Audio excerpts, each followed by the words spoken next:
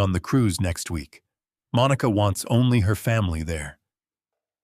The very next day, I canceled the payments, sold the house they lived in, and left town. When they came back from their luxurious vacation, the house they thought they owned was gutted to the studs. Before I dive into exactly how I systematically dismantled their perfect little lives, let me know where you are watching from in the comments below. Hit like and subscribe if you have ever had to teach an entitled family member a harsh lesson in reality. My name is Harrison Caldwell. I am 70 years old, and for 40 years I ran a ruthless construction contracting business right here in Seattle. It was a Tuesday, 6 in the morning. The Seattle sky outside my window was still that heavy, wet gray that clings to the city for months. I was sitting at my kitchen table nursing a black coffee. The house was quiet. It had been painfully quiet for 3 years, ever since my wife Diane passed away. I was just staring at the empty chair across from me, thinking about her, when my phone buzzed on the cold granite countertop. It was a text from Derek, my 34-year-old son, a man I had broken my back on construction sites to provide for. I picked up the phone expecting a simple question about our upcoming trip, maybe a question about the flight times or the luggage tags. Instead, the words on the glowing screen hit me like a physical blow to the chest. Dad, plans changed. You are not coming on the cruise next week. Monica wants only her family there. I just sat there in the dim light of the kitchen. I read the message over and over again, trying to make the letters mean something else. You are not coming on the cruise. Monica wants only her family there. My chest tightened. Let me give you some necessary context so you understand exactly what I was looking at. This was not a cheap weekend getaway to a local resort. This was a 10-day ultra-luxury Alaskan cruise. I had paid exactly $45,000 for it, putting the entire amount on my personal platinum credit card. I did not ask my son or his wife for a single dime. I paid for it because I wanted to honor Diane. Alaska was the one place my wife had always wanted to visit, but we never made it because I was always working, always building, always pouring every ounce of my energy into securing a financial empire for Derek. When she died, I promised myself I would take our son on that trip to celebrate her birthday. I booked the owner suite, the absolute best room on the entire ship, a sprawling luxury suite with panoramic ocean views, a private balcony, and personal butler service. I even prepaid for helicopter tours over the glaciers. I booked it for all of us. Me, Derek, and his 31-year-old wife, Monica. I wanted us to be together. I wanted to share that profound memory with the only family I had left in this world. And now my son was sending me a cowardly text message at 6 in the morning, casually uninviting me from my own $45,000 gift, simply because his wife wanted her family there instead. A cold, heavy silence filled my kitchen. I set my coffee mug down. My hands were perfectly steady. When you spend 4 decades managing massive construction sites, dealing with corrupt suppliers and lazy foremen, you learn very quickly that anger is a completely useless emotion. You do not throw tantrums. You fix the problem. I tapped Derek's name on my screen and hit the call button. I held the phone to my ear, listening to the dialing tone. It rang once, twice, then the line went completely dead. He rejected my call. My own son, the boy I had carried on my shoulders, the man whose expensive college tuition I paid in full with cash, was too much of a coward to even speak to me. Derek had always been spineless. He had gladly traded his mother's tough love upbringing for Monica's manipulative absolute control over his life. I took a deep, stabilizing breath, steeling myself, and dialed the number a second time. This time someone picked up, but it was not Derek. "Hello, Harrison." It was Monica. Her voice was hushed, tightly controlled, and dripping with that fake, elegant politeness she always used when she was about to say something completely toxic. She did not call me Dad. She rarely did. I kept my voice perfectly level, hiding the storm brewing inside me.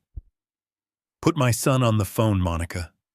She let out a small, dramatic sigh, clearly annoyed that I was pushing the issue. "Derek is in the shower right now, Harrison," she said smoothly. "And honestly, there is really nothing to discuss. He sent you the text. The plans have changed." I leaned back in my chair, staring at the bleak sky outside. "Monica," I said slowly, choosing my words with absolute precision. "That is a $45,000 trip. I booked the owner suite for us to celebrate Diane.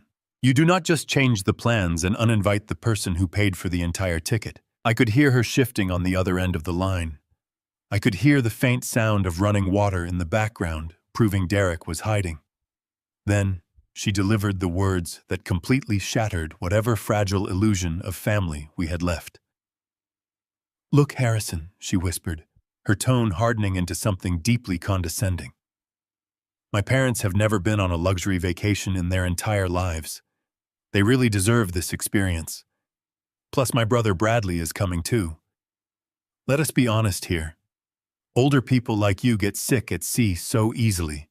It is a huge liability. You would just be tired and complaining the whole time.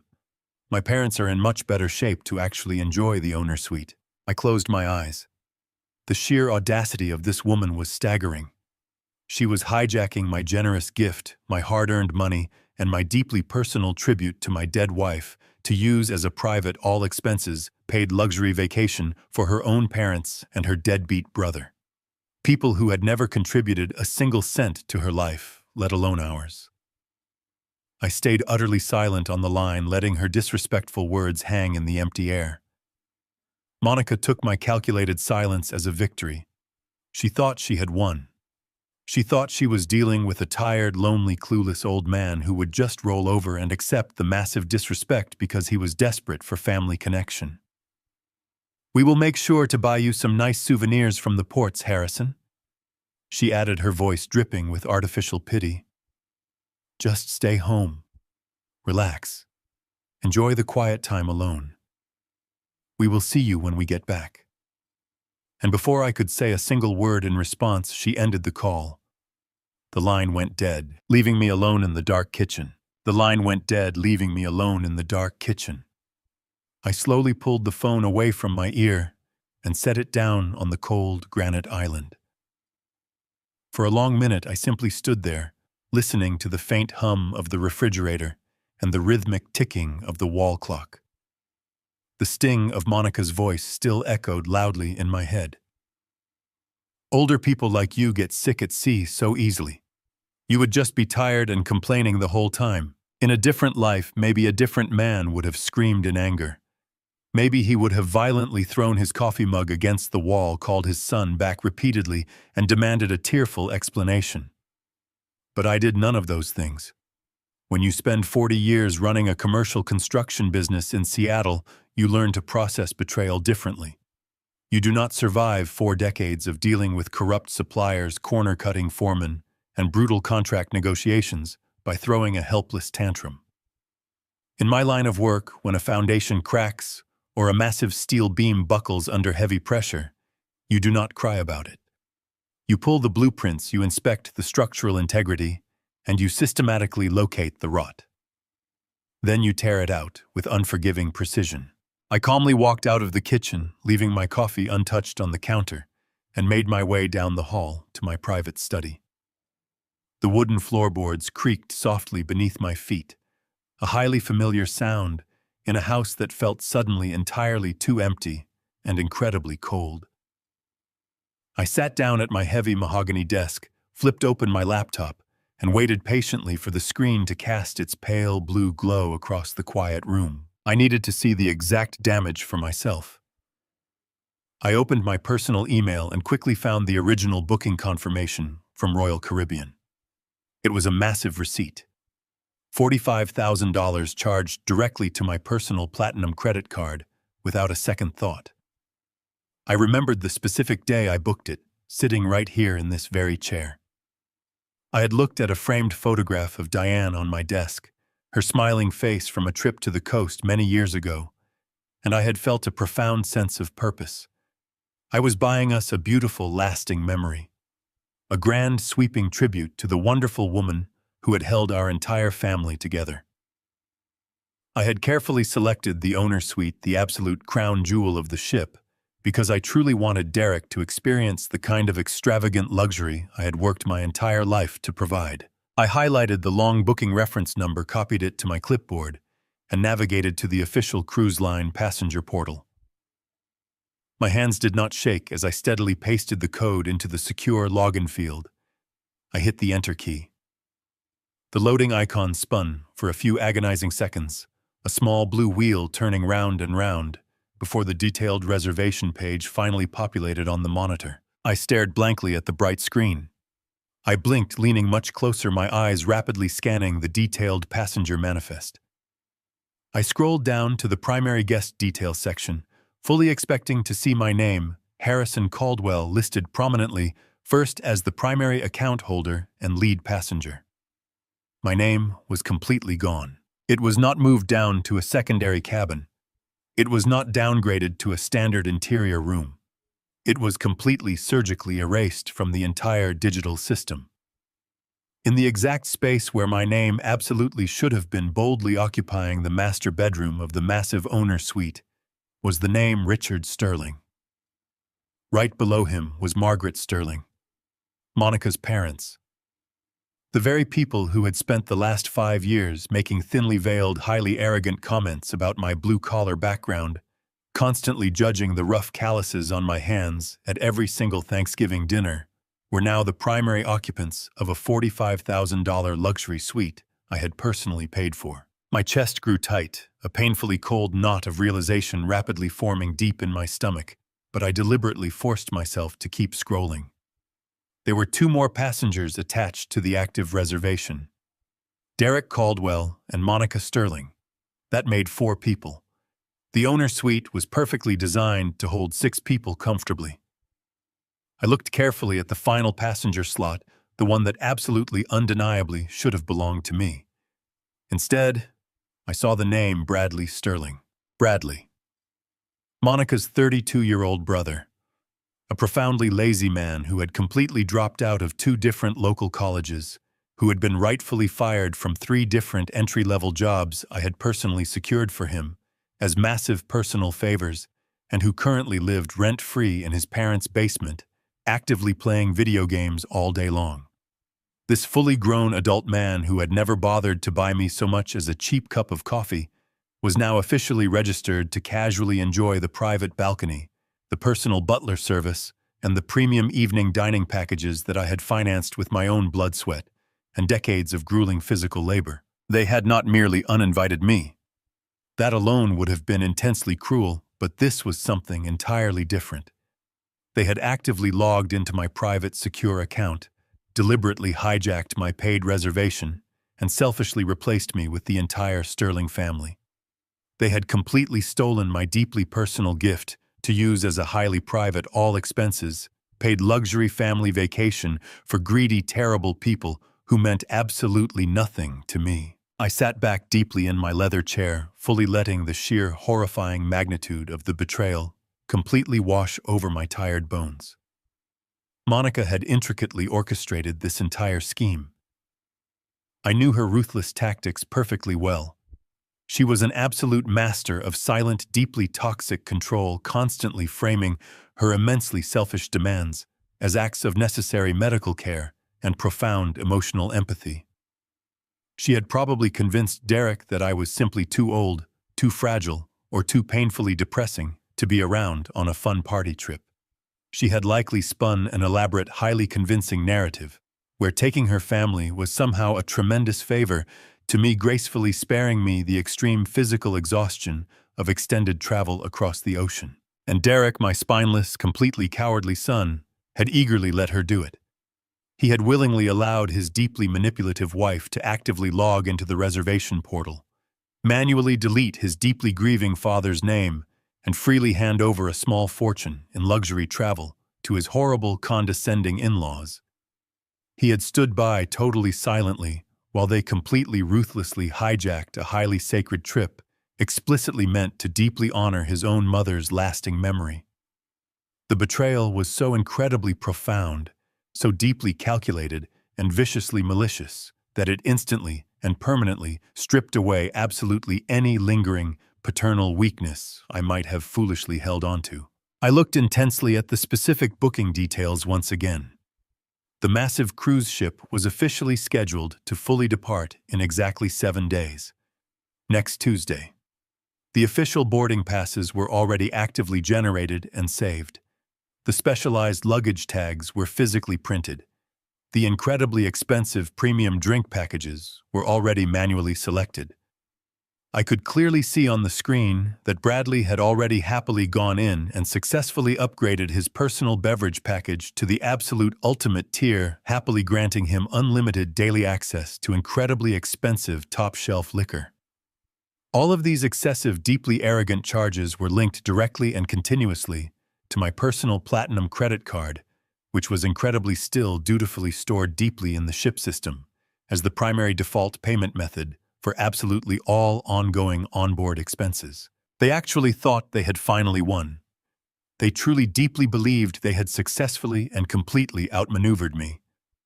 Monica had smugly sized me up and quickly foolishly decided I was just a highly tired, deeply broken old man who would quietly and obediently absorb the massive, horrible disrespect, who would obediently stay home and sadly accept her profoundly fake pity, simply because I was far too desperate for my son's eventual meager affection to ever cause a major messy scene. She arrogantly thought my heavy silence on the phone earlier was the pathetic, completely submissive silence of a totally, utterly defeated man. She did not actively understand exactly who she was foolishly dealing with. She did not logically understand that a seasoned man who spent 40 incredibly grueling years successfully dominating the highly brutal, entirely unforgiving world of commercial corporate contracting absolutely does not simply quietly surrender his hard-earned personal assets. I absolutely did not build massive, expensive skyscrapers by carelessly letting greedy, terrible people steal my incredibly expensive raw materials. I positively did not successfully amass my large personal wealth by foolishly allowing lazy, deeply entitled parasites to quietly and constantly drain my private bank accounts without extremely serious, highly devastating consequences. I stared intensely at the glowing screen, quietly tracing the arrogant names of the entire Sterling family with my small digital cursor. An incredibly slow, deeply chilling clarity smoothly and completely settled entirely over my busy mind. The profound sadness was entirely gone now, completely instantly evaporated smoothly into the cold morning air. In its absolute place was a highly sharp, intensely focused, heavily tactical, purely destructive energy. I deliberately reached for the yellow legal notepad I constantly kept perfectly centered, firmly on my wooden desk, quietly clicking my heavy metal pen. I actively started writing down a highly detailed, extremely precise list. I absolutely did not quickly cancel the extremely expensive cruise tickets right then. That exact move would have been entirely too simple, far too incredibly easy. That specific choice would have only been a mere highly temporary inconvenience for them to eventually fix. I desperately, completely wanted them to happily pack their highly expensive designer bags. I fully wanted them to happily drive together to the busy, crowded port. I positively wanted them to successfully board that massive luxury ship fully, feel the fresh, cold ocean breeze, and fully deeply experience the highly arrogant thrill of their totally stolen victory. I intensely wanted them safely, completely trapped on that massive metal ship. I confidently closed the silver laptop with a highly quiet, beautifully definitive, extremely satisfying snap. The fragile foundation of our entire family had not just slightly cracked under pressure, it was entirely rotten to the very core. And it was exactly time to absolutely bring the whole heavy structure down. My smartphone vibrated against the hard granite surface of the kitchen island, breaking the heavy silence of the early morning. I looked down at the bright screen. The caller identification displayed Derek's name in bold black letters. It had been exactly 22 minutes since Monica had abruptly hung up on me. 22 minutes of absolute silence while my son presumably gathered the tiny fraction of courage required to finally face his own father. I let the phone vibrate 3 separate times. I wanted him to sweat. I wanted him to sit in the uncomfortable tension of his own cowardly actions before I granted him an audience. On the 4th long ring, I reached out and slowly swiped the green icon to accept the call. I brought the device to my ear and simply breathed, waiting for him to speak first. I did not offer a warm greeting.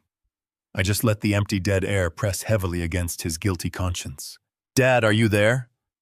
Derek's voice came through the small speaker. It was noticeably shaky, thin, and stretched incredibly tight with nervous anxiety. "Yes, Derek, I am here," I replied. My voice was completely flat, entirely devoid of any warm parental affection. It was the exact same tone of voice I used to use when dealing with a highly dishonest concrete supplier who thought he could safely cut corners on a massive commercial building project. I heard my son swallow hard over the line.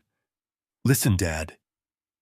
He started immediately stammering over his own carefully rehearsed words. "I am really sorry about how all of this is suddenly coming out. Monica did not mean to sound harsh on the phone earlier. It is just that we are dealing with a highly sensitive, very complicated medical situation right now." I remained completely silent, forcing him to desperately fill the uncomfortable void. "Monica has been struggling with severe clinical depression for the last few months." Derek continued, his voice dropping into a hushed, dramatically serious whisper. "Her licensed therapist strongly suggested that she desperately needs a completely stress-free, entirely supportive emotional environment to properly heal. The medical professional specifically recommended that she spend some quality, uninterrupted healing time with just her immediate family. Her parents and her brother know exactly how to manage her delicate emotional triggers." I listened to this pathetic, meticulously constructed lie, absolutely pouring out of my 34-year-old son's mouth. The sheer level of sophisticated manipulation was genuinely staggering. They were actively weaponizing the concept of mental health to casually justify stealing a $45,000 luxury vacation. I knew perfectly well that Monica was not suffering from severe clinical depression. Just 3 days ago, I had personally seen her wildly celebrating with a large group of her loud friends at an incredibly expensive downtown Seattle restaurant, drinking premium cocktails and laughing until she could barely stand up.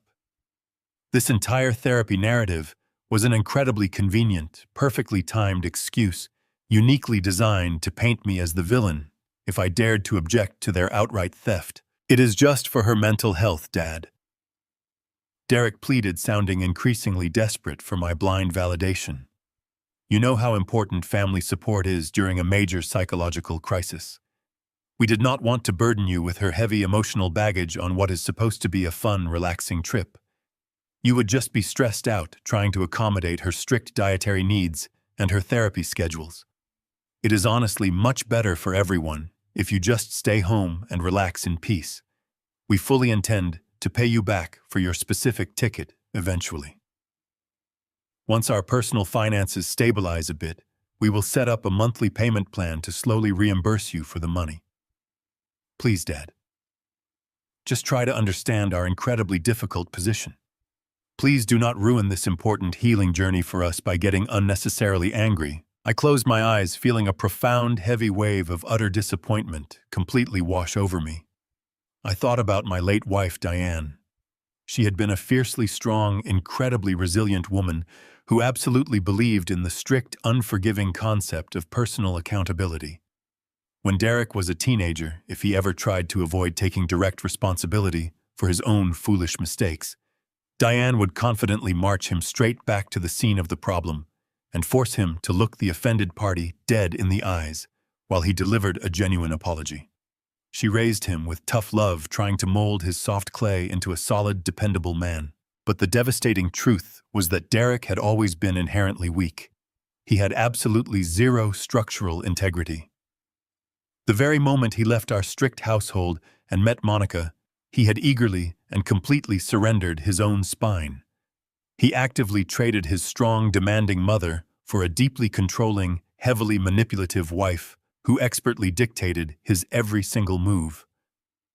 I knew, with absolute terrifying certainty, that Derek was currently standing in a quiet corner of his massive house reading directly from a specialized mental script that Monica had drilled into his head just minutes before. He was nothing but a frightened puppet dutifully reciting his master's lines. He actually believed that dangling the vague, entirely empty promise of a future payment plan would magically pacify my mounting rage.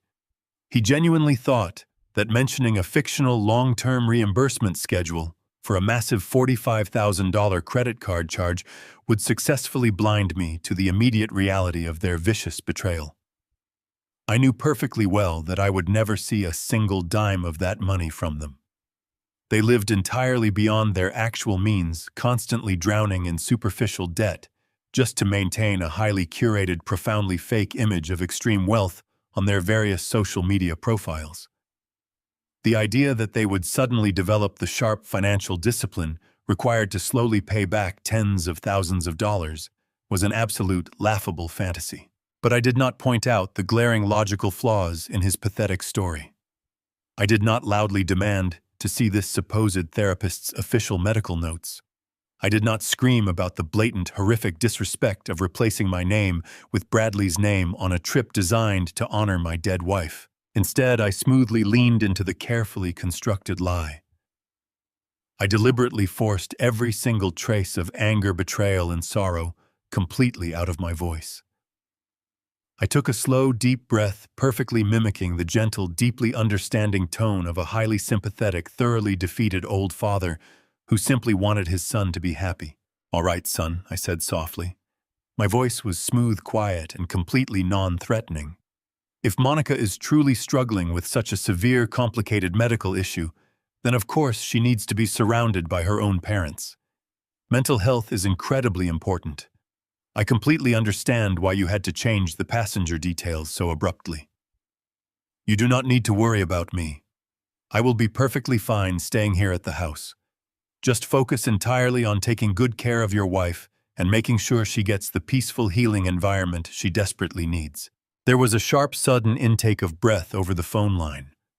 I could literally hear the massive, incredibly heavy weight of profound anxiety completely lifting right off Derek's shoulders.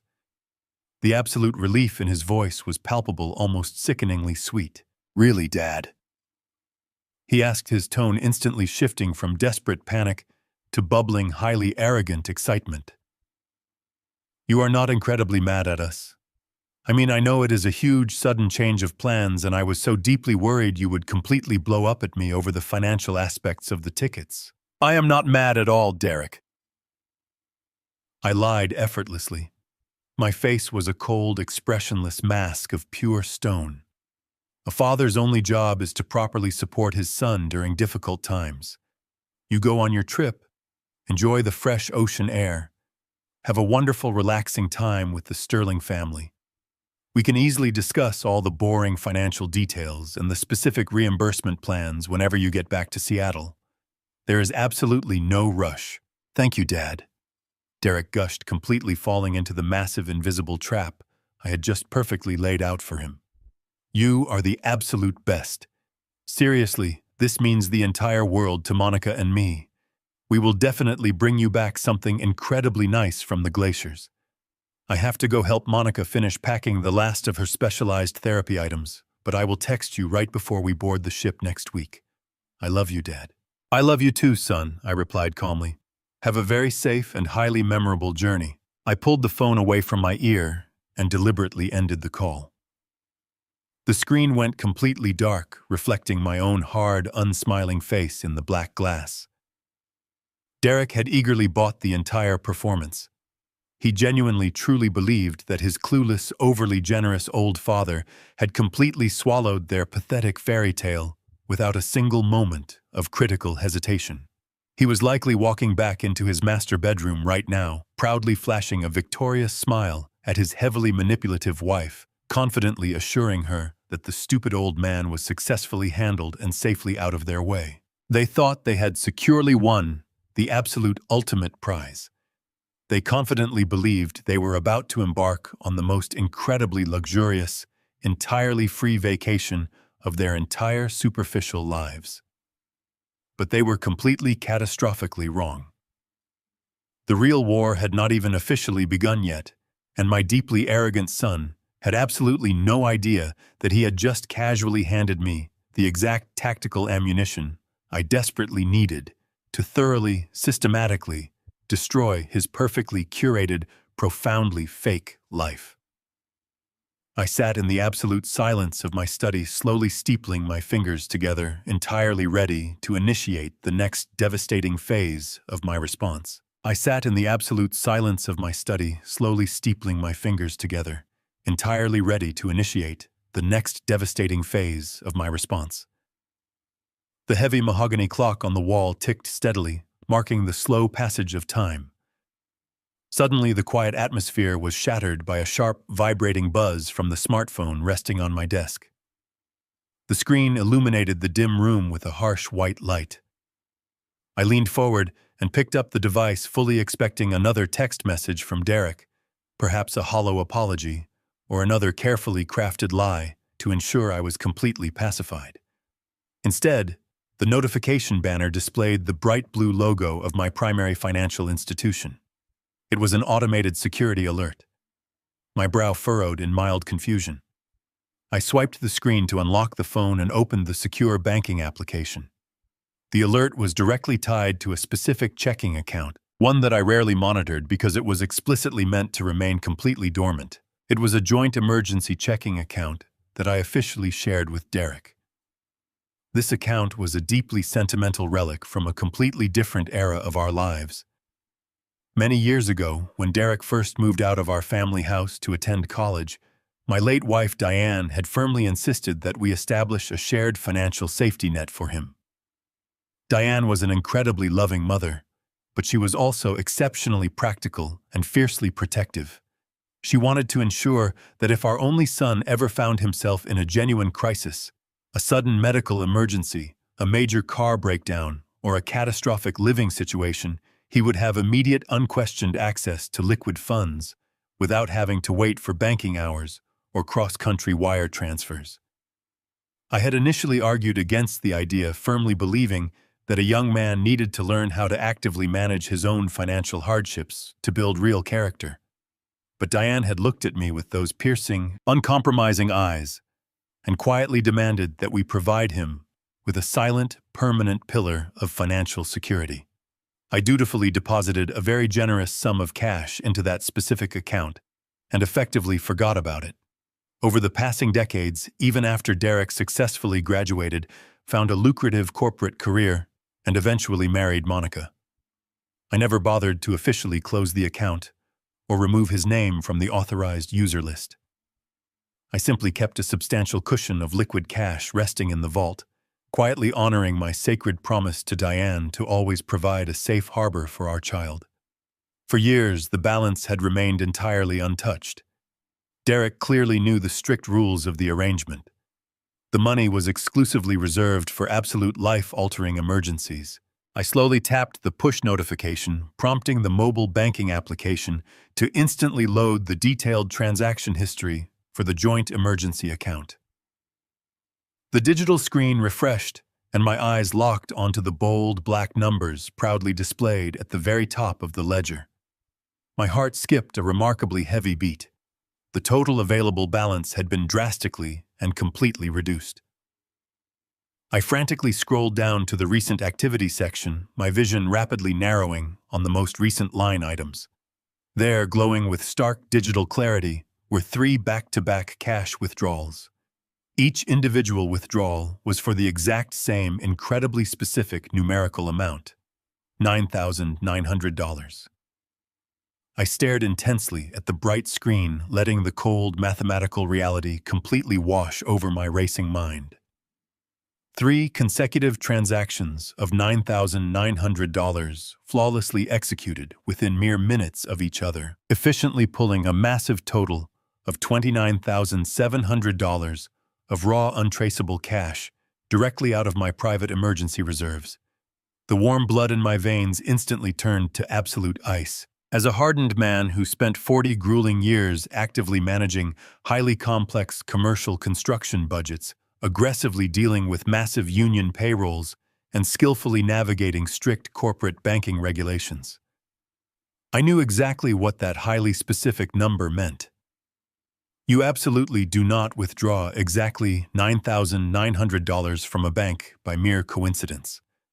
In the United States financial system, any single cash transaction of $10,000 or more automatically triggers a mandatory currency transaction report directly to the federal government. It is a strictly enforced legal requirement specifically designed to aggressively monitor and routinely prevent illicit financial activities and criminal money laundering.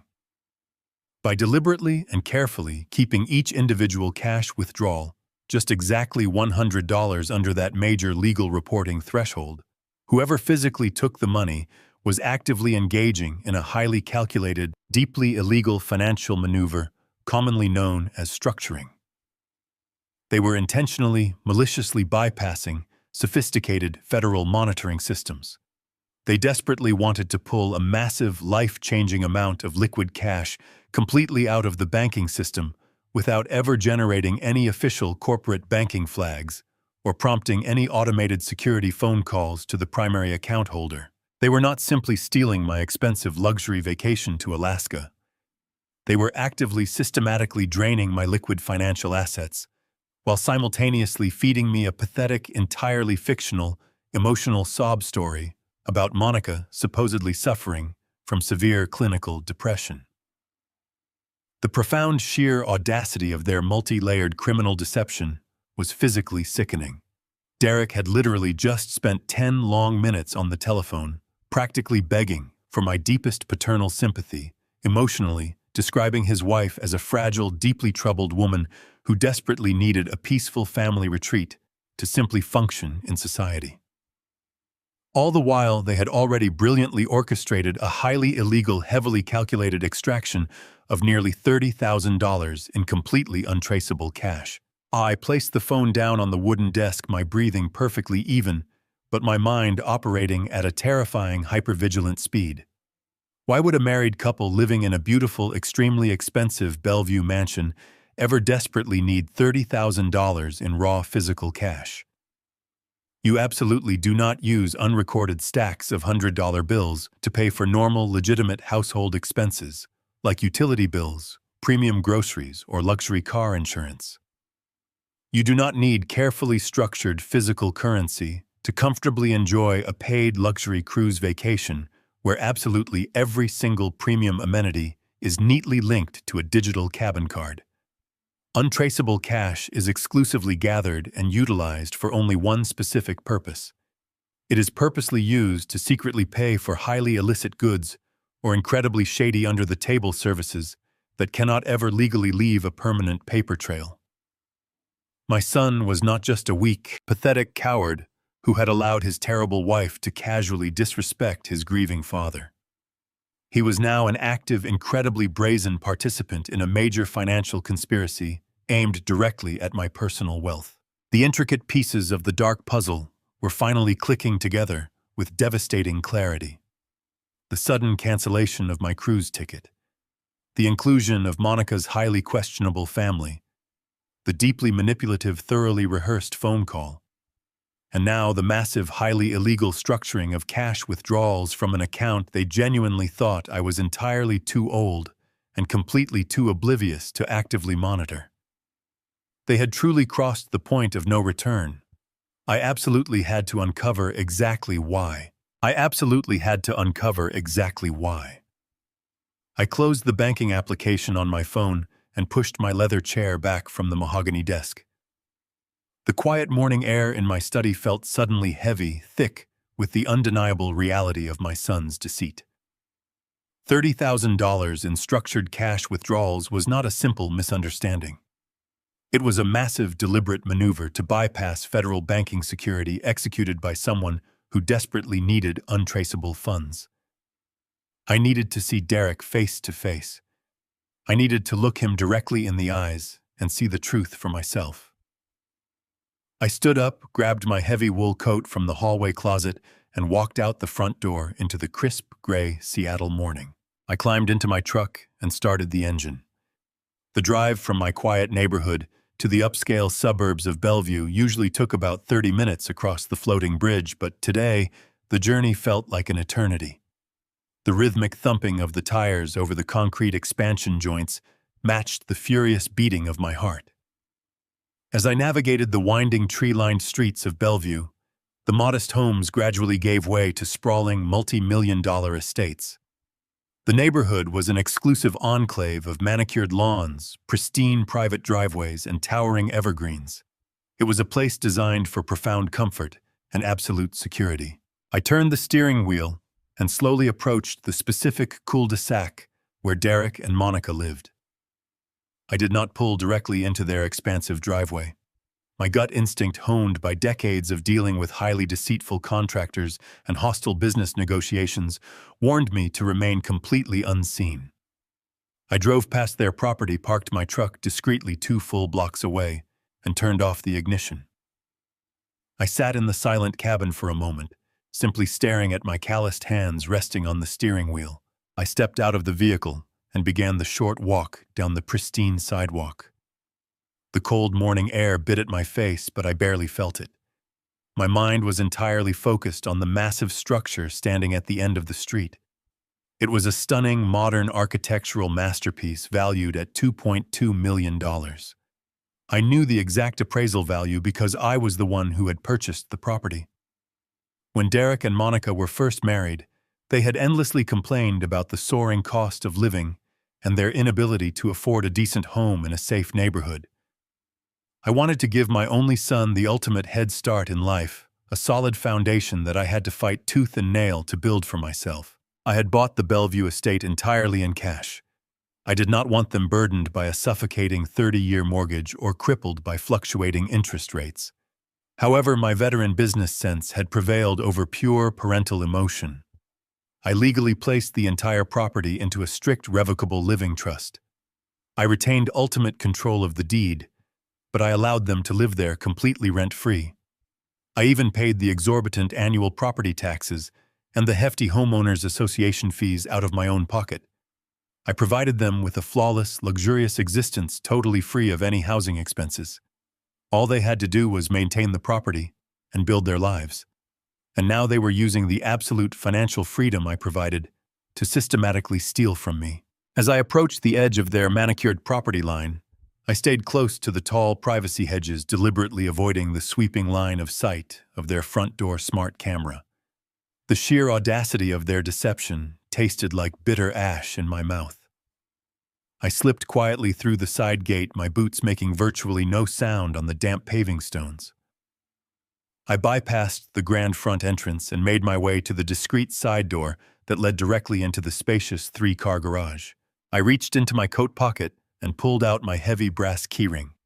I smoothly selected the silver master key, a spare I had explicitly kept for major maintenance emergencies. I slid the key into the deadbolt. With a slow, highly practiced motion, I turned the lock. The well-oiled mechanism clicked open with barely a whisper. I gently pushed the heavy fireproof door open and stepped inside the cavernous garage. I stood in the center of the cold concrete floor for a few long seconds, allowing my eyes to fully adjust to the dim artificial light. The sprawling garage was a pristine, meticulously organized monument to their deeply unearned, highly excessive lifestyle. Monica's pristine white luxury SUV and Derek's expensive imported sports car sat gleaming under the overhead lights. Both vehicles had been purchased with funds I had generously provided under the guise of early inheritance gifts. I remembered writing the massive checks for those luxury vehicles, falsely believing I was genuinely helping them securely establish a completely stable life. Now those cars looked like pure trophies of theft. The air inside smelled faintly of expensive leather interior polish and premium motor oil. I closed the side door behind me, ensuring the latch caught silently. The house above me was not empty. Even through the thick, insulated ceiling of the garage, I could clearly hear the distinct muffled sounds of active movement. footsteps pacing rapidly across the hardwood floors, the sharp, heavy thud of large objects being dropped, and voices. I heard their voices echoing faintly through the ventilation ducts.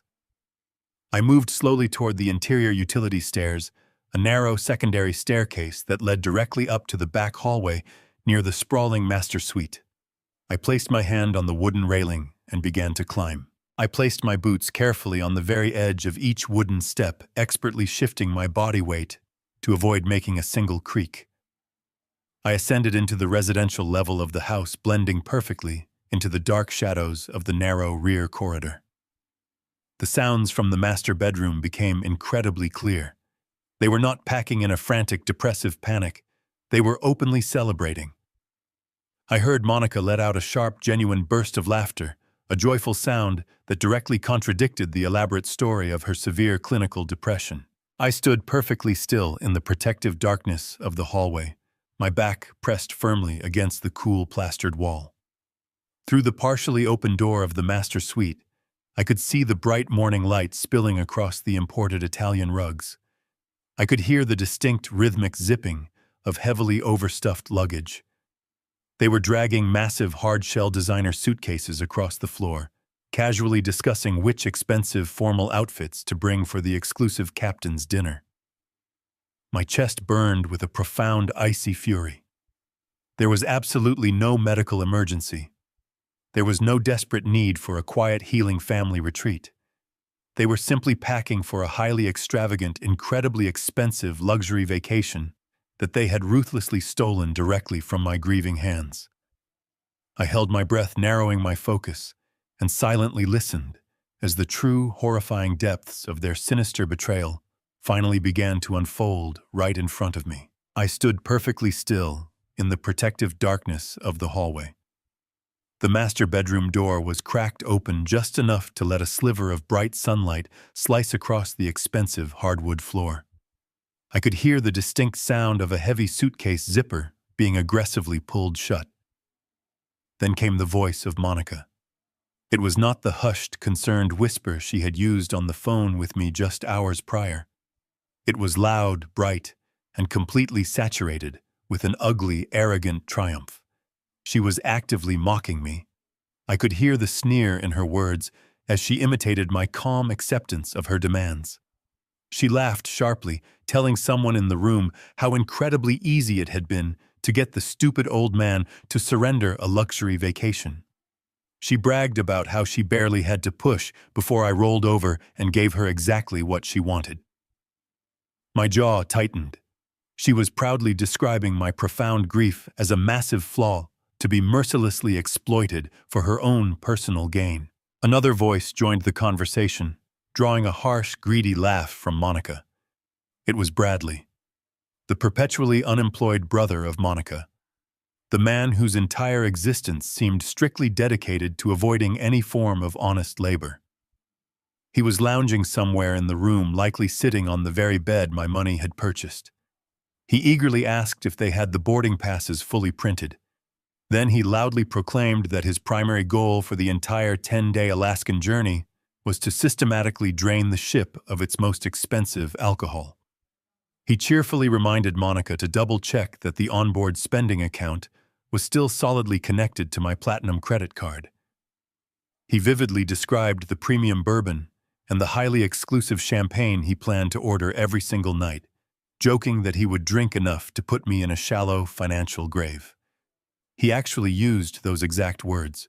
He was actively salivating over the prospect of bleeding my personal finances dry while sailing on a luxury vessel I had booked to honor the sacred memory of my deceased wife. The profound disrespect echoing through that room was a physical weight pressing down on my chest. As I listened to Bradley joyfully anticipating his stolen luxury, my mind involuntarily drifted back through the long, grueling decades of my life. I thought about the bitter, freezing rain of the early Seattle mornings in the late 1970s. I remembered waking up at 4 a.m, my entire body violently aching from the previous day of labor. I remembered tying my worn leather work boots in the dark, quietly slipping out of the house so I would not wake a sleeping Diane or a young innocent Derek. I spent 40 long years standing in knee-deep mud, aggressively pouring heavy concrete foundations and hauling massive steel beams until the physical cartilage in my lower spine was practically ground into dust. I permanently ruined my own back, sacrificing my own physical health for one single unwavering purpose. I wanted to ensure that my only son would absolutely never have to struggle the way I did. I wanted to build a massive, impenetrable financial fortress so Derek could securely live a beautiful life, completely free from the crushing anxiety of poverty. Diane and I had sacrificed every single personal luxury so that boy could have the world, and there he was. My son. The ultimate product of all that grueling sacrifice. He was standing in that bedroom, completely silent, while his deeply manipulative wife and her parasitic brother openly mocked the man who had given him absolutely everything. He was a coward, a weak, spineless shadow of a man who lacked the fundamental moral courage to defend his own father. But the truly devastating part, the moment that actively shifted this entire situation from a case of profound greed to something incredibly dark and deeply sinister, was about to happen. The loud sound of the luggage zipper stopped. The room fell relatively quiet for a few brief seconds. Then Derek finally spoke. His voice was completely devoid of any joy. It was tight, nervous, and heavily laced with a profound, cowardly hesitation. He did not ask them to stop making fun of me. Instead, he asked a question that made the blood freeze entirely solid within my veins. "Are you completely sure about the legal papers?" Monica, Derek asked. His tone was a pathetic, fearful whisper, but it carried perfectly into the dark hallway where I stood. I could clearly hear the nervous shuffling of his feet against the floorboards. I mean, doing this while we are out on the ocean, miles away from everything. It feels like a massive risk. We are talking about fundamentally altering his entire life. He is not actually losing his memory, Monica. We both know that. He just misses Mom. He is just sad. The absolute gravity of those specific words hit me like a runaway freight train. Legal papers, losing his memory. My breathing completely stopped. I stood frozen in the cold shadows, my hands slowly clenching into tight, rigid fists at my sides. Derek knew I was perfectly fine. He actively acknowledged that my mind was sharp, and that my only real affliction was the profound grief of losing his mother. Yet, he was questioning a legal strategy based on a completely fabricated medical premise. Monica did not offer him any comfort or any moral reassurance. She instantly snapped at him with a tone so incredibly vicious and sharply commanding that it made me physically recoil. She demanded to know if he was foolish enough to simply wait around until I inevitably decided to change my estate planning. She aggressively reminded him that I held the absolute legal power to alter the terms of the family trust at any given moment. She coldly asked him if he wanted to risk watching me leave the entire family fortune to a random charitable foundation out of spite. Then she loudly stated that her parents' own personal medical doctor had already officially signed the preliminary evaluation documents. She proudly declared that this highly corrupt, heavily compensated medical professional had explicitly put in writing that I was currently exhibiting severe, undeniable signs of advanced cognitive decline and early-onset Alzheimer's disease. The sheer, horrifying magnitude of their coordinated conspiracy crushed the last fragments of my paternal denial. The 3 recent bank withdrawals of $9,900 were not just for luxury shopping or paying off random consumer credit card debt. That cash was actively used to illegally bribe a medical doctor and quietly secure falsified psychiatric evaluations. They were not merely stealing a vacation. They were constructing a sophisticated, illegal medical trap to completely strip away my human rights, seize my financial assets, and forcibly lock me away in a facility against my will. I stood completely frozen in the dark corridor, my heart hammering a slow, heavy rhythm of absolute, unforgiving war, as I finally realized with total, terrifying clarity that my own flesh and blood had just officially signed the irreversible legal paperwork for his own permanent and total financial destruction. The suffocating silence in the hallway was suddenly broken by Monica's venomous voice. She did not coddle my son's sudden burst of moral conscience. She actively attacked it. "Do you honestly want to wait around until your senile father casually decides to change his mind?" She hissed, her tone slicing the quiet air like a cold razor. "Do you want to patiently sit here until he rewrites his entire will and leaves every cent of his estate to some random charity out of pure spite?" "We have already paid for the legal groundwork, Derek. My parents' personal physician has already officially signed the preliminary medical evaluation. The paperwork clearly states that Harrison is actively showing severe, undeniable signs of advanced Alzheimer's disease." I stopped breathing. The floorboards beneath my boots felt as though they were giving way. Alzheimer's. The sheer terrifying weight of that specific word hung heavily in the air of the house I had purchased with my own blood and sweat. It was the most insidious, deeply cruel lie a person could possibly fabricate. My mind was incredibly sharp. I still actively managed my own complex investment portfolios and vividly remembered the exact day I poured the concrete foundation for the first commercial building of my career. Yet my own daughter-in-law was casually discussing a falsified medical diagnosis as if she were simply planning a weekend grocery shopping trip. Suddenly, a blinding flash of realization hit me. The banking alerts from earlier this morning. The 3 consecutive cash withdrawals of exactly $9,900 from our joint emergency checking account. I had initially suspected they were simply using the structured, untraceable cash to secretly purchase luxury goods or pay off hidden consumer debts. But the dark truth was exponentially worse. That heavily structured $30,000 in raw cash was specifically used to illegally bribe a deeply corrupt medical professional. They had brazenly used my own financial assets to quietly purchase a completely fraudulent psychiatric evaluation from a doctor embedded in the Sterling family network. The remaining cash was undoubtedly handed under the table to whatever completely unethical attorney they had hired to secretly draft the sinister legal documents without raising official red flags. They were successfully financing my own legal and medical execution using the very money I had painstakingly saved to protect my son from genuine hardship. Derek stammered, his voice vibrating with a pathetic, deeply sickening cowardice. "But what if the probate judge wants to actively question him, Monica? What if the court officially demands a secondary medical opinion from a totally independent neurologist? He is going to fight back. You know my dad. He never simply surrenders when he is backed into a corner." Monica let out a highly arrogant scoff that echoed chillingly down the narrow staircase. "He is not going to have the chance to fight back, Derek," she replied smoothly, her voice dripping with dark, malicious confidence. "That is exactly why we are leaving on this cruise tomorrow morning. While we are safely floating in the middle of the ocean, completely unreachable and totally removed from the situation, our attorney is going to officially file the petition for emergency guardianship with the county court. The judge will clearly see the signed medical affidavit from a licensed physician."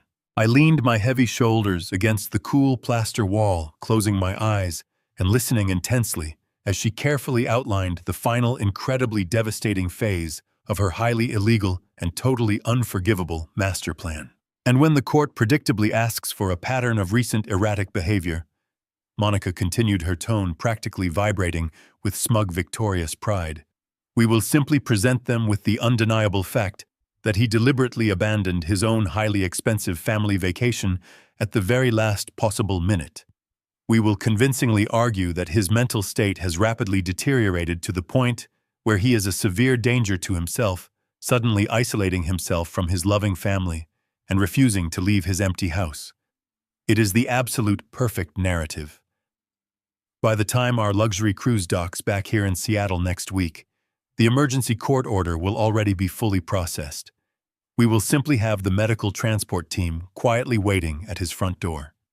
He will be safely transitioned into a secure memory care facility for his own good, and we will assume total immediate legal control over the entire revocable trust. This $2.2 million house, The vast investment portfolios and all of his liquid cash accounts will finally officially belong to us.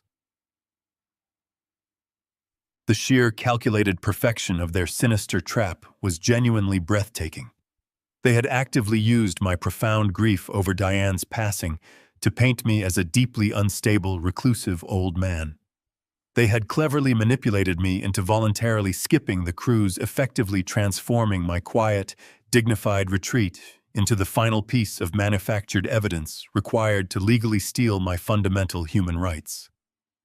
If I had simply stayed home oblivious to their dark conversation, I would have woken up next week to the terrifying sight of medical orderlies forcing me out of my home and locking me away for the rest of my natural life.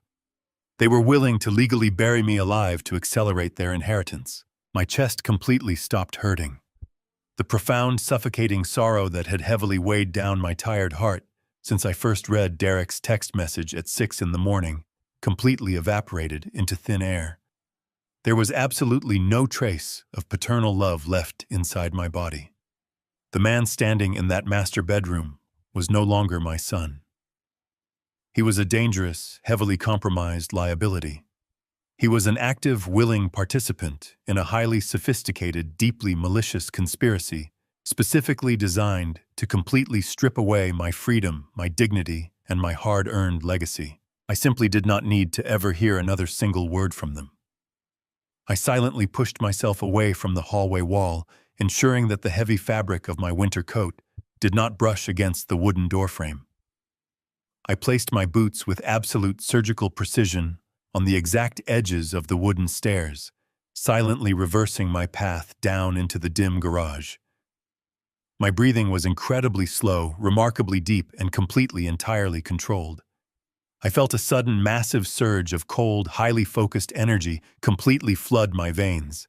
It was the exact same intensely familiar feeling I used to get when I stepped onto a highly chaotic, heavily delayed commercial construction site and realized I had to ruthlessly fire the entire management crew and actively rebuild the failing structure from the absolute bare ground up.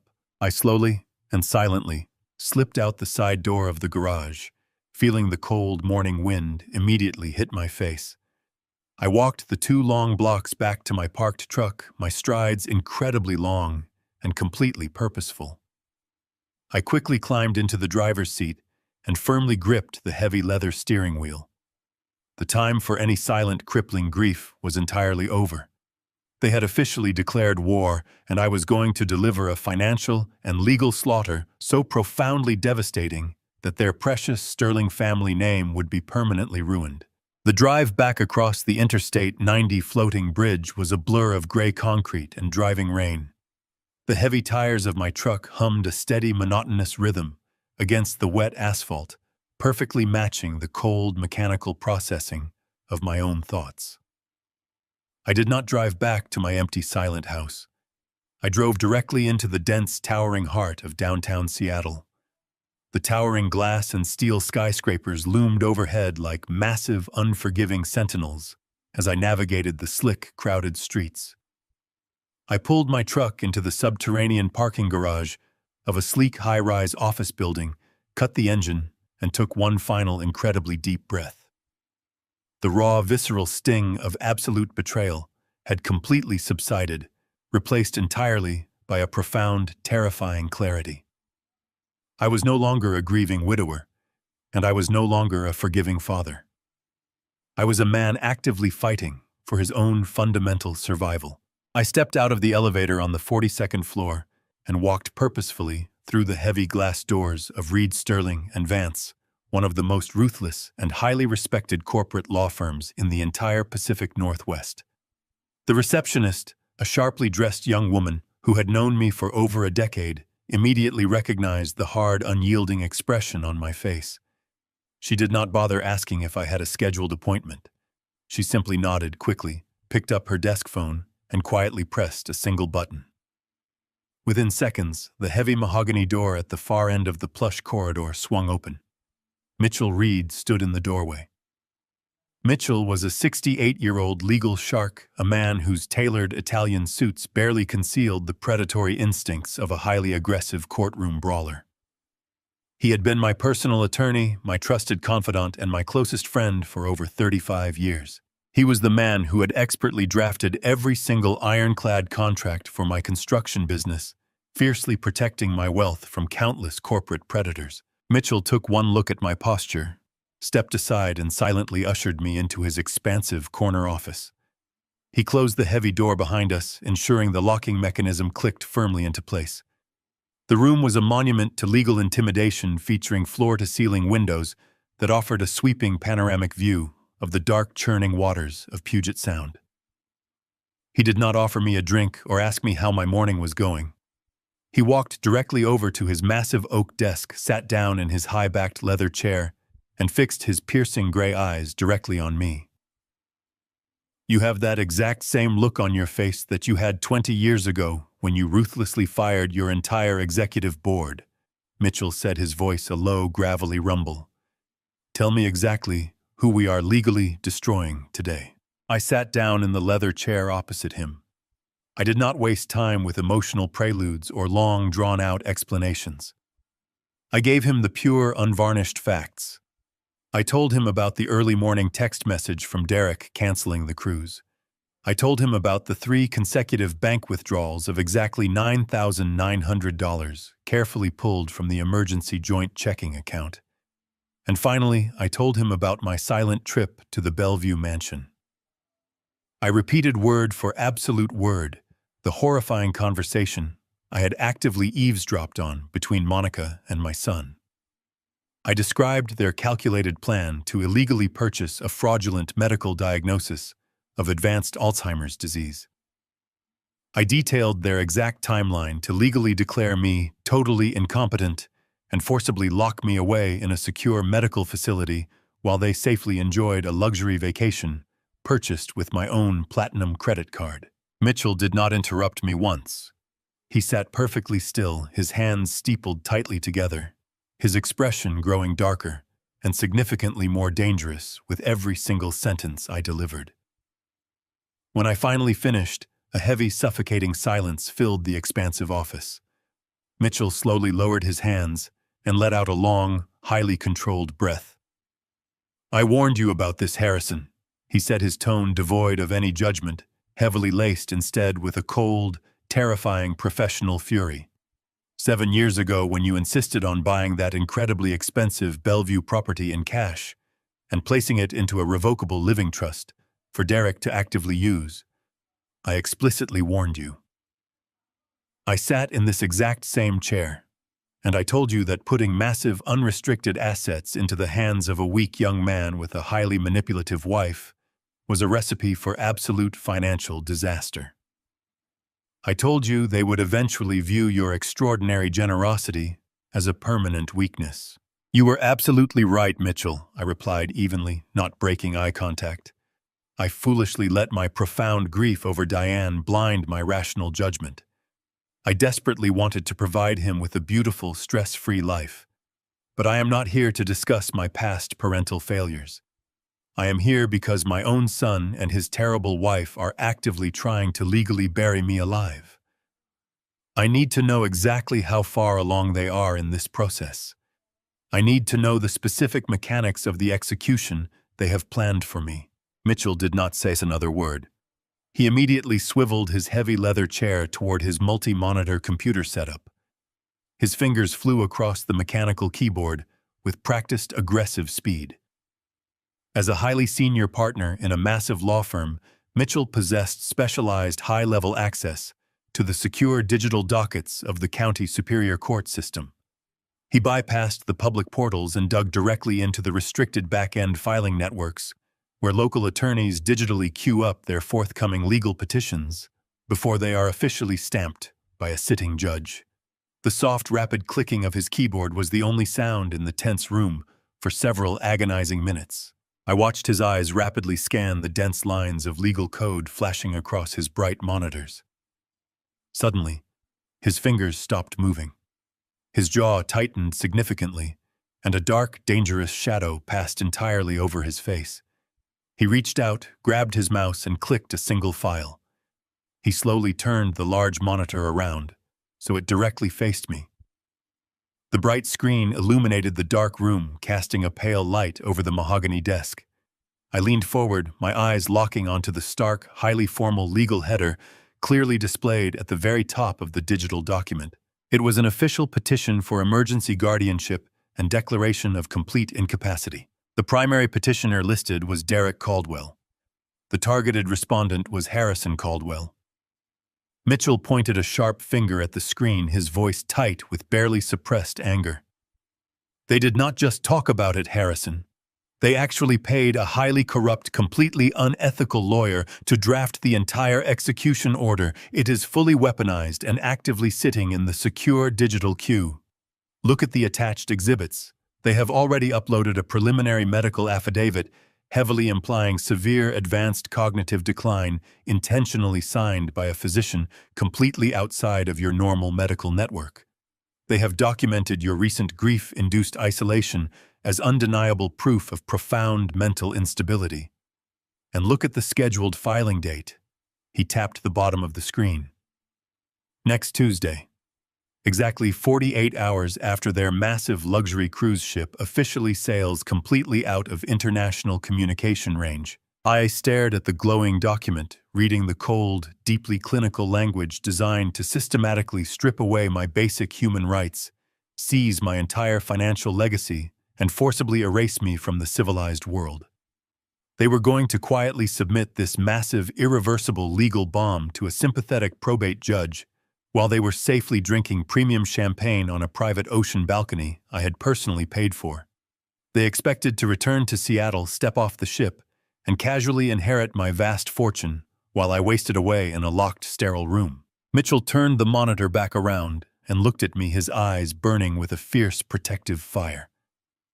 They have officially loaded the gun, Harrison, and they have actively pointed it directly at your head. If we do not completely dismantle this right now, you will absolutely lose your freedom before the week is over. They think they are dealing with a helpless old man.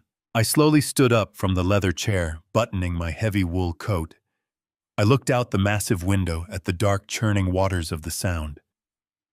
I felt absolutely nothing for the boy I had raised. The betrayal was complete, absolute, and utterly unforgivable. I turned back to my old friend, my voice a cold, chilling whisper of pure destruction. They are not dealing with a helpless old man, Mitchell. They are dealing with the architect who built their entire world. And today we are going to tear their miserable house down to the absolute studs. Show me exactly how we financially slaughter them. Mitchell leaned forward, resting his forearms heavily on the mahogany desk. The burning intensity in his eyes perfectly mirrored the cold fire surging through my veins. He offered absolutely no generic legal platitudes. Instead, he immediately shifted into the highly tactical mindset that made him the most feared trust attorney in the city. He explained that a direct emotional confrontation right now would be a massive strategic error. If I simply stormed into that Bellevue mansion and angrily demanded answers, Derek and Monica would instantly realize their sinister plot had been exposed. They would immediately contact their corrupt lawyer, scramble to hide their illicit financial trails, and potentially attempt to accelerate the guardianship petition using emergency psychiatric holds. We needed to operate with absolute, total secrecy. We were going to let them pack their designer luggage. We were going to let them board that luxurious cruise ship tomorrow morning, utterly convinced that their devastating trap was flawlessly set. And while they were completely isolated in the middle of the Pacific Ocean, sipping expensive champagne, on my dime we were going to systematically dismantle their entire financial existence. The very first step of our counter-offensive was addressing the massive Bellevue estate. When I originally purchased that $2.2 million property for Derek, I had legally structured the ownership through a revocable living trust. At the time, Derek and Monica had been mildly annoyed by the complex legal arrangement, foolishly assuming it was just a tedious administrative hurdle. They completely failed to comprehend the profound, absolute power that specific legal designation granted me.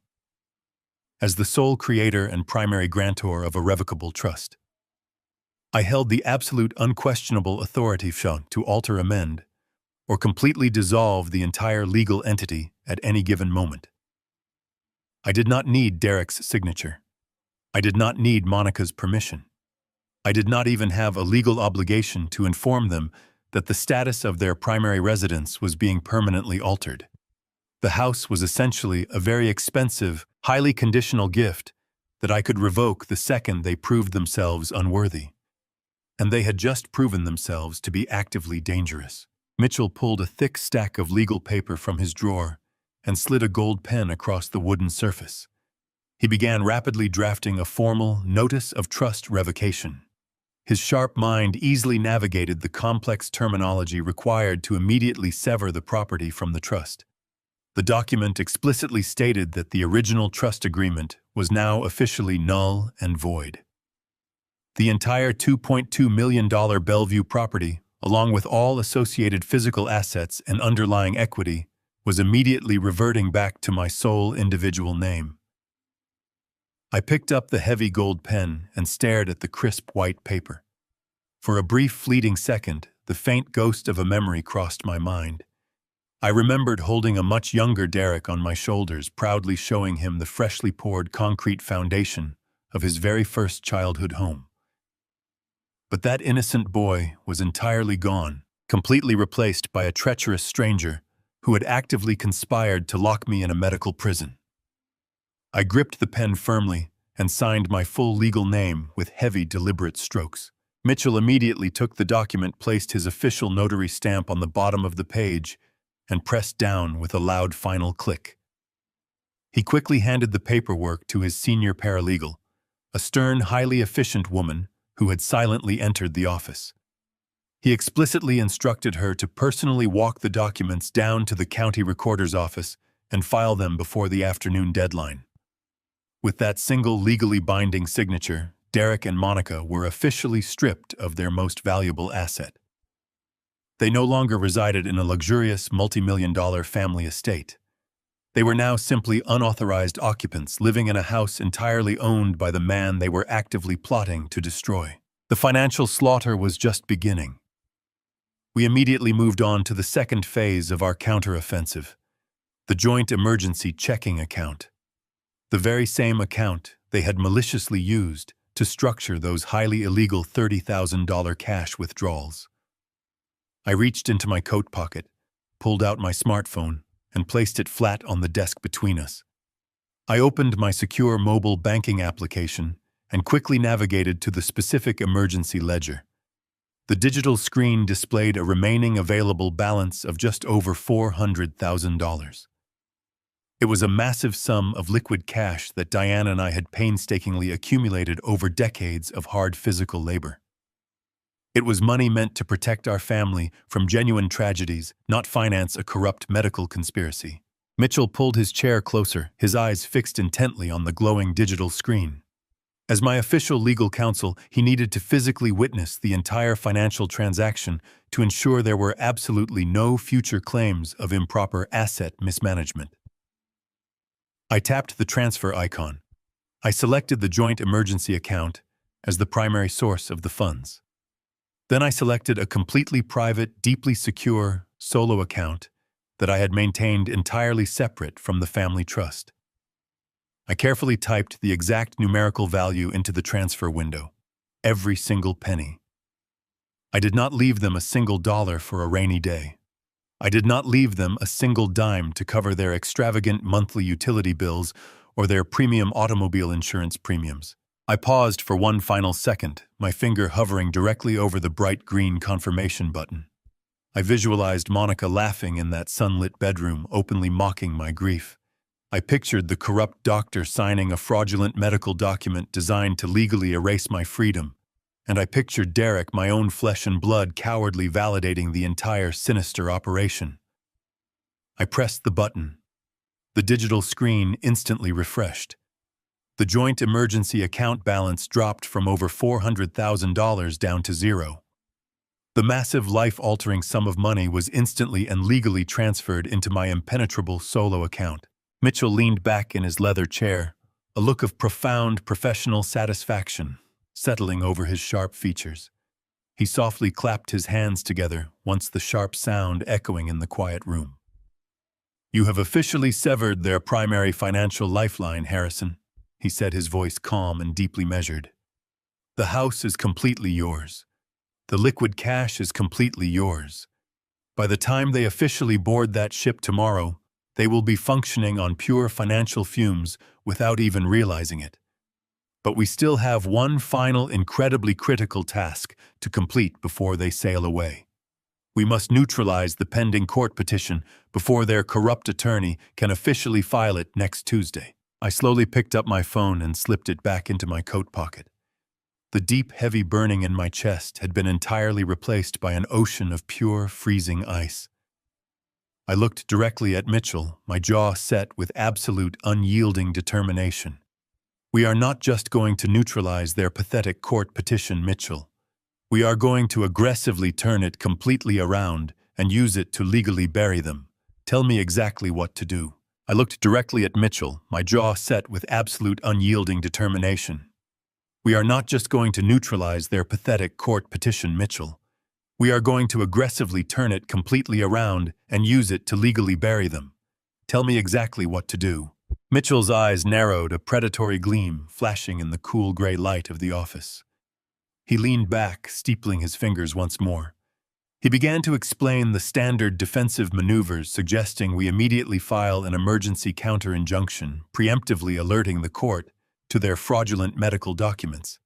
He proposed dragging them through years of grueling, highly expensive litigation until they were completely bankrupt. But I slowly shook my head. A long, drawn-out legal battle in a sterile courtroom was far too merciful for what they had planned for me. I did not want them to have the luxury of time, the ability to hire defense attorneys, or the comfort of sleeping in a warm bed while we fought. I wanted a total, instantaneous financial annihilation. I wanted them to return from their luxury cruise to find their entire universe fundamentally erased. "We are going to sell the Bellevue mansion," I stated flatly, the words dropping like heavy lead weights onto the polished desk. "Not next month. Not next week. We are going to sell it right now before they even have the chance to order their first premium cocktail on that ship." Mitchell blinked momentarily, taken aback by the sheer aggression of the pivot. He quickly recovered his legal mind, churning through the logistics. He reminded me that traditional real estate transactions take 30 to 60 days to properly close.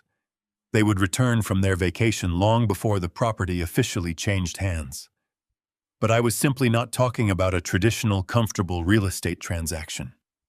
I was talking about a ruthless corporate liquidation.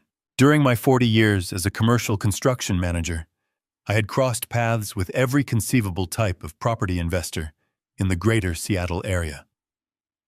I knew exactly who to call when a massive property needed to vanish from the ledger overnight.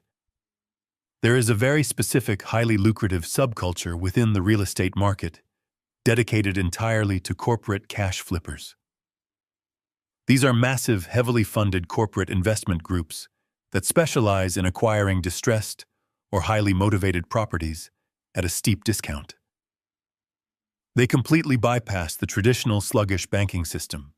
They buy properties sight unseen, utilizing deep reserves of liquid cash to close massive deals in a matter of days, completely skipping the extremely tedious appraisal and inspection contingencies.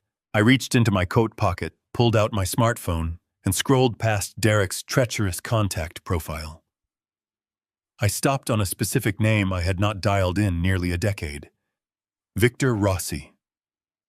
Victor was a ruthless, highly efficient corporate real estate shark who ran the largest cash-flipping syndicate on the West Coast.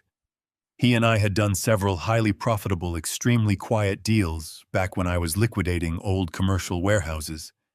Victor only cared about two things in this world: speed and massive profit margins. I pressed the call button and placed the phone on speaker, resting it directly in the center of Mitchell's desk. The line rang twice before a sharp, gravelly voice answered. "Harrison Caldwell." Victor boomed, his tone thick with genuine surprise. "I thought you officially retired and moved to a golf course.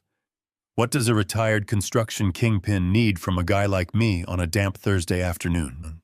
I need to liquidate a premium residential asset, Victor, I replied smoothly, my voice devoid of any casual pleasantries. And I need it done faster than you have ever closed a deal in your entire career.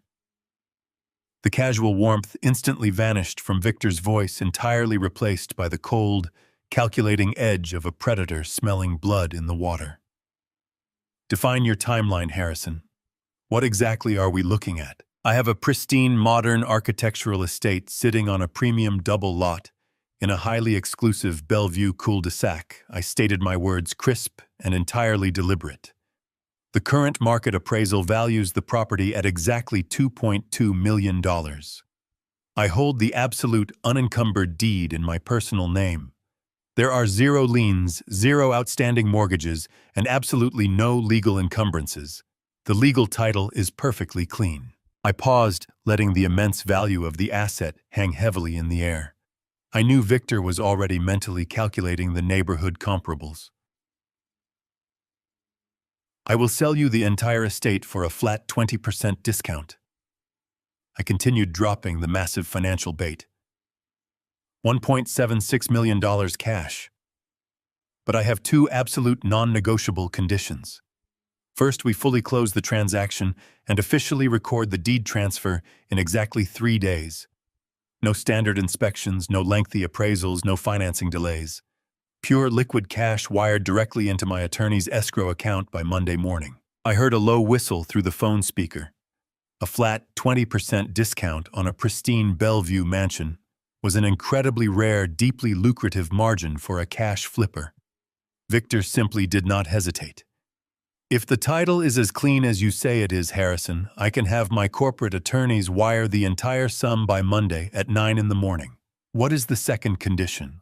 This was the crucial, profoundly devastating strike. This was the exact mechanism that would completely obliterate Derek and Monica's comfortable reality. The property must be purchased strictly as is, Victor, I said, my voice dropping to a low, chilling register. And when I say as is, I am specifically referring to the absolute entirety of its current physical contents.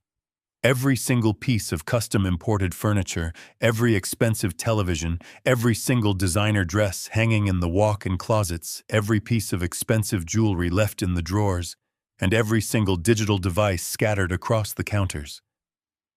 You buy the house and you take absolute legal ownership of everything currently existing inside those walls. I want your aggressive clean-out crews waiting in the driveway on Tuesday morning. I want them to haul absolutely everything left inside that house directly into an industrial dumpster. You keep what you want to sell, and you physically destroy the rest. A heavy silence fell over the speakerphone. Even a hardened, ruthless liquidator like Victor was momentarily stunned by the sheer unadulterated aggression of the demand. But business was business, and the profit margin was undeniable. You are a terrifying man when you are highly motivated, Harrison. Victor finally replied, a dark chuckle vibrating through the audio connection. You have yourself a deal. Send the legal address and the title documents to my acquisition team.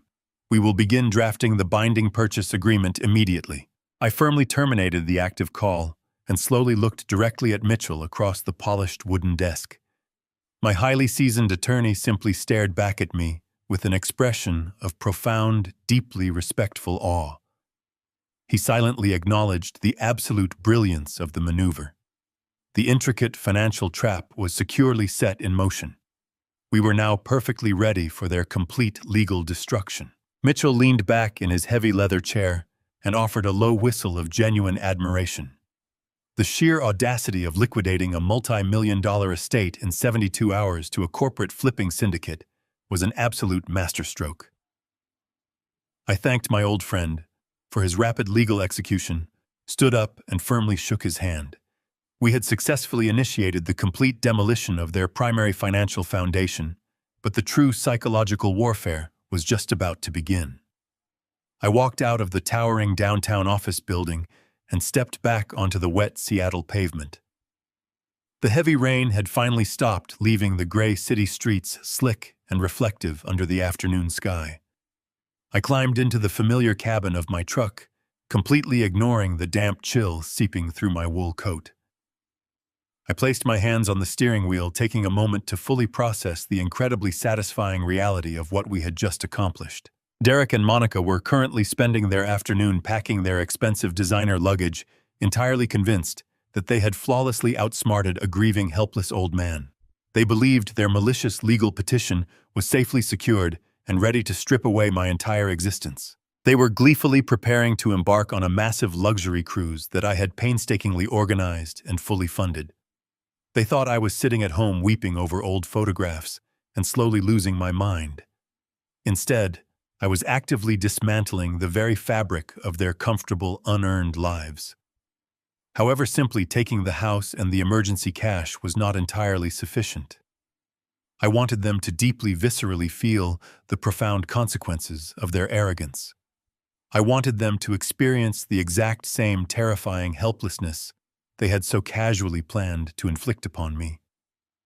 I did not want them to simply find out they were homeless and broke while standing comfortably in their local driveway. I wanted them entirely trapped. I wanted them completely isolated in international waters, surrounded by opulent luxury that they suddenly could not afford to touch. I reached into my pocket, retrieved my smartphone, and opened the contacts list. I bypassed my personal network and navigated directly to the saved reservation file for our upcoming Alaskan voyage. I tapped the primary customer service number for the Royal Caribbean Executive Booking Desk. The call connected instantly, routing me through a brief automated menu before placing me on a very short hold. A cheerful, highly professional voice answered the line, greeting me by name and enthusiastically thanking me for my premium loyalty status. The representative asked how she could assist me with my upcoming embarkation for the owner's suite. I kept my voice perfectly smooth and entirely calm, betraying absolutely none of the cold fury burning in my chest. I provided my secure booking reference number, my personal identification details, and the primary billing zip code to fully verify my authorized status on the account. She efficiently confirmed my identity and cheerfully asked if I needed to arrange any last-minute shore excursions or perhaps upgrade our premium dining packages. I politely declined her offers. I told her that I needed to make a highly specific, immediate administrative adjustment to the primary passenger folio. I explained that a sudden, unavoidable personal matter had unfortunately arisen, and I would absolutely not be boarding the vessel tomorrow morning. The representative offered her immediate, practiced condolences, assuming that I wanted to completely cancel the entire reservation and initiate the standard refund protocol. She began explaining the late cancellation penalties, but I quickly and firmly interrupted her routine speech. I clarified my exact intentions. I explicitly stated that I was not canceling the physical cruise tickets. The remaining passengers listed on the primary folio, Derek Caldwell, Monica Caldwell, and Bradley Sterling, were absolutely still planning to board the ship and embark on the scheduled Alaskan itinerary. I wanted their physical boarding passes to remain completely active and entirely valid. The representative paused, mildly confused by the unusual request, but quickly confirmed that the secondary passengers could absolutely proceed with the vacation without my physical presence. That was exactly what I needed to hear. Then I delivered the final, devastating blow. I instructed her to immediately and permanently remove my primary platinum credit card from the central onboard spending account. I explained that I was completely severing all financial responsibility for the remaining passengers. I demanded that my card be entirely unlinked from their individual cabin keys, their digital folios, and any associated onboard credit lines. The representative fell silent for a brief moment, likely reading the extensive list of premium beverage packages, luxury spa appointments, and expensive specialty dining reservations that were already linked to that specific credit card. She carefully informed me that doing so would immediately void all of those specific premium arrangements. I told her that was precisely my intention. I firmly reiterated that Derek, Monica, and Bradley were now fully responsible for providing their own independent method of payment upon arrival at the embarkation terminal. If they wanted to consume premium alcohol access, the high-speed satellite internet, or participate in any exclusive shore excursions, they would have to physically present their own credit cards to the ship purser. I waited patiently on the line as she typed rapidly on her keyboard, officially executing my exact commands. She read a formal disclosure statement confirming that my financial liability was officially terminated and that the remaining passengers would be presented with a zero-balance folio upon boarding. I thanked her for her highly efficient assistance and promptly ended the call. I placed the phone down on the passenger seat of my truck, a cold, undeniable smirk finally breaking across my face. The trap was now entirely complete. The snare had been flawlessly set, and the bait was simply too magnificent for them to ever refuse. They were going to wake up tomorrow morning, load their massive, overstuffed designer suitcases into a premium rideshare vehicle, and eagerly head down to the bustling Seattle cruise terminal. They would successfully scan their active boarding passes, walk onto that massive floating palace, and immediately head straight for the nearest premium luxury bar to celebrate their perceived victory. Bradley would confidently order the most expensive vintage bourbon available. Monica would loudly request a bottle of exclusive imported champagne, and Derek would smugly hand the bartender his digital cabin card, completely expecting my unlimited platinum account to smoothly absorb the massive financial impact. The absolute humiliation they were about to experience when that card was brutally declined would be genuinely magnificent. They would be standing in the middle of a crowded luxury lounge, cut off from my wealth, forced to desperately empty their own highly depleted bank accounts just to secure a basic internet connection. They would be physically trapped on a massive ship in the middle of the freezing ocean for 10 long, agonizing days, slowly realizing that their unlimited financial gravy train had completely derailed. And while they were desperately trying to figure out how to pay for their own extravagant bar tab, Victor Rossi and his aggressive corporate demolition crew would be violently throwing their entire pretentious lifestyle into a rusted steel dumpster. I smiled. The next morning arrived with the crisp, damp chill that perfectly defined early spring in the Pacific Northwest. I had been awake long before dawn, nursing a black coffee in my kitchen, methodically reviewing the timeline. By 8 o'clock, I was parked in an elevated viewing lot overlooking the bustling cruise terminal at the port of Seattle. The massive, brilliant white hull of the luxury ocean liner dominated the waterfront, preparing to cast off for Alaska. The terminal was a hive of chaotic activity. Fleets of taxis and shuttle buses constantly pulled up to the unloading zones, discharging hundreds of eager passengers. I sat comfortably in my truck, a pair of compact field binoculars resting on the console. I did not need them yet. I knew exactly what time they would arrive. Derek was aggressively punctual when it came to securing his own pleasure. Right on schedule, a premium black sport utility vehicle glided smoothly up to the designated VIP drop-off lane. The driver stepped out and quickly opened the rear doors. My heart beat with a slow, mechanical rhythm as I watched Derek step onto the concrete. He was dressed in expensive nautical resort wear, looking entirely relaxed and completely carefree.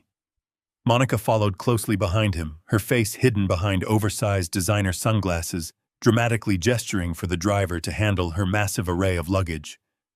Then came Bradley, bouncing out of the vehicle, wearing a brightly colored tropical shirt that looked profoundly ridiculous in the cold Seattle wind.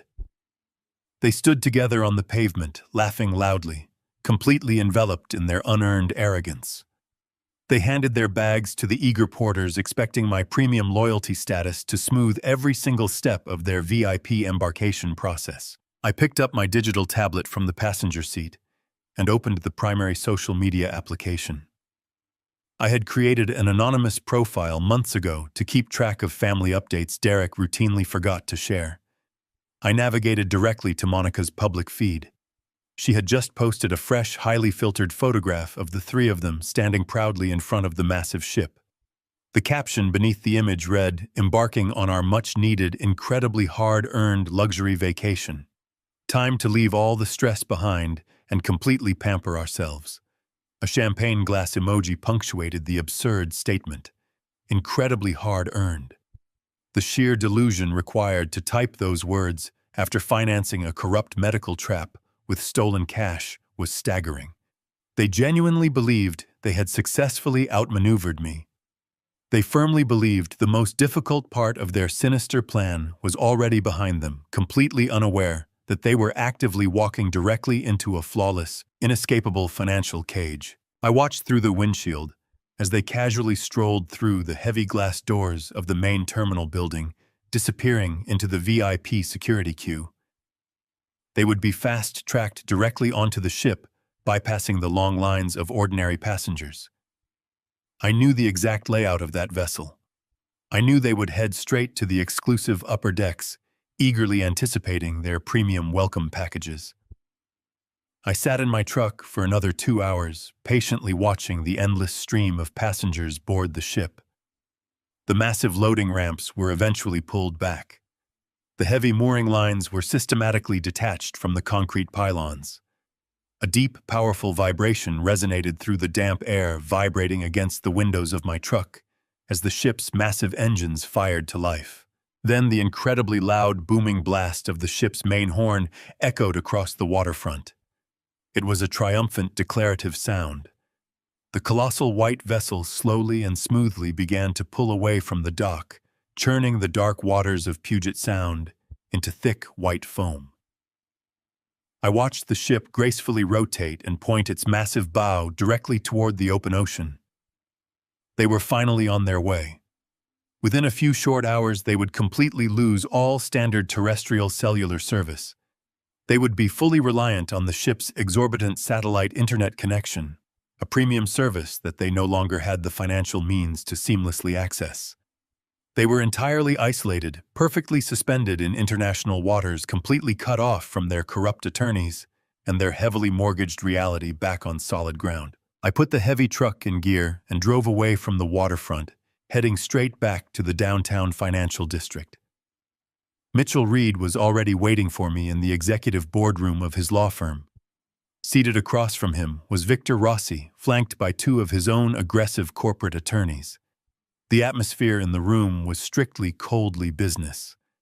There were no pleasantries, no casual conversations about the weather. We were there to execute a highly lucrative, profoundly devastating corporate liquidation. Victor had a thick stack of finalized closing documents neatly arranged on the polished mahogany table. His legal team had thoroughly verified the completely unencumbered status of the Bellevue estate. They knew they were securing an incredibly valuable asset at a massive 20% discount, and they were more than eager to finalize the transaction before I could possibly change my mind. I sat down at the table and picked up the heavy gold-plated pen that Mitchell explicitly provided for the occasion. I carefully read through the binding clauses. The language was exceptionally clear and entirely unforgiving. The sale was strictly and undeniably as is. The buyer assumed absolute total ownership of the physical property and the complete entirety of its current contents. Victor's highly aggressive demolition crews were officially authorized to physically breach the property and commence total physical liquidation at 8 o'clock tomorrow morning. I placed the tip of the pen on the thick paper and signed my legal name on the final signature line.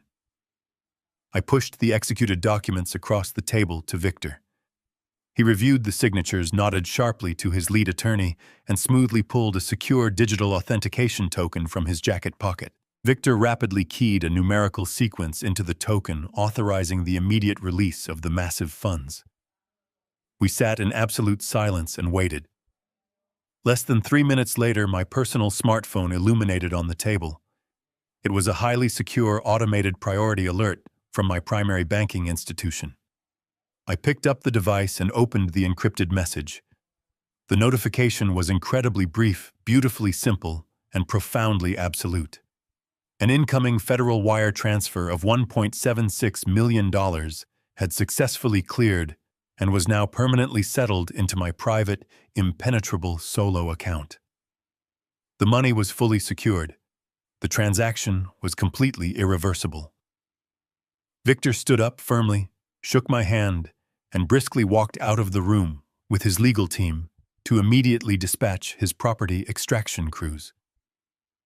I stood completely alone in the silent boardroom, with Mitchell.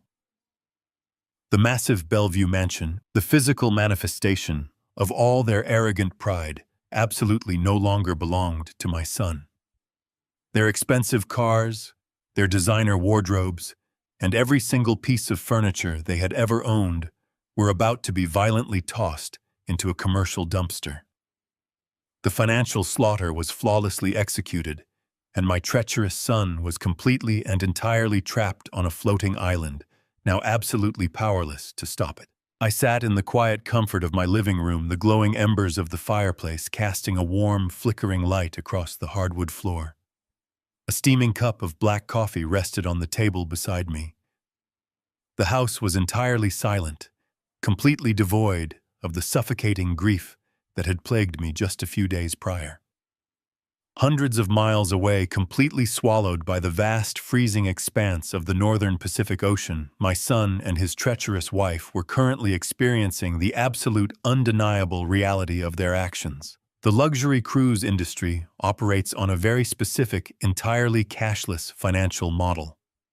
The moment a passenger steps onto the deck of the vessel, physical currency becomes completely useless. Every single transaction, from premium dining and luxury spa treatments to satellite internet and top-tier alcohol, is exclusively processed through a digital cabin key, commonly known as a CPass card.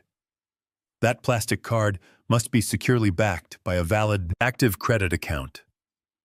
I had completely severed that crucial financial lifeline. I knew it would take a few hours for the ship to hit international waters and update its internal billing network. Right on schedule, my smartphone began to vibrate on the coffee table. Because they were entirely cut off from standard cellular towers, they had to rely on the ship's highly restricted, incredibly weak emergency satellite network to make outgoing calls. The connection was terrible, heavily laced with crackling static, but the frantic, desperate audio messages they left on my secure voicemail system were remarkably clear in their absolute panic. I took a slow sip of my coffee, leaned back in my leather armchair, and tapped the screen to play the very first recorded message. Derek's voice echoed into the quiet room. He did not sound like the smug, calculating man who had confidently signed legal documents to steal my freedom. He sounded completely terrified, his breath coming in short, rapid gasps. He frantically explained that a massive, highly embarrassing misunderstanding had just occurred at the primary luxury lounge. Monica had proudly marched up to the premium bar, flanked by her entire arrogant family, and loudly ordered a $500 bottle of exclusive vintage champagne to properly celebrate the beginning of their opulent vacation. The bartender had smoothly taken her digital cabin card, swiped it through the terminal, and promptly informed her that the transaction was entirely declined. Derek stammered through the voicemail, vividly describing the sheer, excruciating humiliation of that specific moment. Monica had aggressively argued with the bartender, causing a massive, incredibly loud scene in front of dozens of wealthy passengers. She demanded that the staff run the card again, arrogantly proclaiming that the account was backed by a limitless platinum credit limit. The bartender tried multiple times, finally escalating the issue to the head purser, who coldly informed them that the primary funding source had been explicitly and permanently revoked by the account holder. Derek practically begged me to call the cruise line and fix what he assumed was a simple administrative banking error. He pleaded that Monica's parents were completely furious and intensely embarrassed by the public spectacle. I let the first voicemail end and smoothly tapped the screen to play the second message. This recording had been left exactly 40 minutes later. The initial confusion in Derek's voice had completely dissolved, entirely replaced by a raw, unadulterated, suffocating panic. He had marched directly down to the guest services desk to purchase a premium satellite internet package so he could access his mobile banking application and quickly transfer funds to save face. The premium internet connection cost exactly $100 per day. Derek had confidently handed the purser his physical debit card, the one directly tied to our joint emergency checking account. The very same account they had used to illegally bribe a corrupt medical doctor. He told me, his voice cracking with absolute desperation, that the debit card was completely declined due to severely insufficient funds. He was entirely frantic, loudly demanding to know how a secure bank account with over $400,000 in liquid cash could possibly be reading a stark, undeniable zero balance. He begged me to answer the phone. He pleaded with me to contact the financial institution and report a massive, catastrophic bank fraud. He actually had the sheer, unmitigated audacity to ask me to protect the very money he had systematically planned to use for my permanent legal destruction. I listened to his pathetic, cracking voice and felt an overwhelming wave of cold, calculating satisfaction. They were finally beginning to understand the full terrifying scope of their bleak situation. They were physically trapped inside a massive floating metal box in the middle of a freezing ocean. They had absolutely no active credit cards, zero accessible cash, and absolutely no way to generate any liquid funds. The third and final voicemail was the most revealing. It was not Derek. It was Monica. The thick, arrogant superiority she had displayed in the Bellevue mansion was completely gone. She was practically weeping into the receiver. She sobbed about how her entire family was mercilessly turning against her. Bradley, her parasitic brother, was throwing a massive explosive tantrum in the hallway because he could not order a single drop of alcohol. He had excitedly marched up to the poolside bar to begin his 10-day binge, only to be brutally informed that his cabin card was financially locked. Monica cried that they had been officially barred from entering all the premium specialty dining restaurants on the ship. Because they possessed absolutely no valid payment methods, they were now strictly relegated to the massive crowded, complimentary buffet lines along with the thousands of ordinary economy passengers they constantly mocked. She wailed about the sheer indignity of having to stand in a long line just to get a basic plate of free pasta. She vividly described the burning judgmental glares from her wealthy parents, who had completely expected a flawless, highly pampered luxury experience on my dime. Instead, her parents were currently trapped in a tiny standard economy cabin, furious that their premium reservations had been totally voided. Monica begged me to fix the accounts, promising to apologize for whatever minor slight she had supposedly committed. She still genuinely believed this was just a petty temporary punishment for a minor disagreement. She had absolutely no idea that while she was crying over a declined bottle of expensive champagne and a ruined dinner reservation, my real estate contacts were actively finalizing the complete total demolition of her entire life back on dry land. I slowly deleted all 3 voicemails permanently, erasing their desperate begging voices from my secure digital server. I placed my smartphone back onto the solid wooden table and took another slow, deeply satisfying sip of my hot coffee. Let them eat from the free buffet line. Let them suffer the brutal, unyielding fury of her humiliated, arrogant family. Let them spend the next 10 days trapped on a massive boat, slowly descending into complete and total financial madness. They absolutely deserved every single agonizing second of this beautiful, flawless nautical nightmare. Their precious vacation had officially become a floating prison. The following morning dawned bright and clear, a stark contrast to the heavy gray skies that had mirrored my initial grief just days prior. The crisp air felt invigorating as I drove my truck across the bridge toward the affluent, manicured neighborhoods of Bellevue.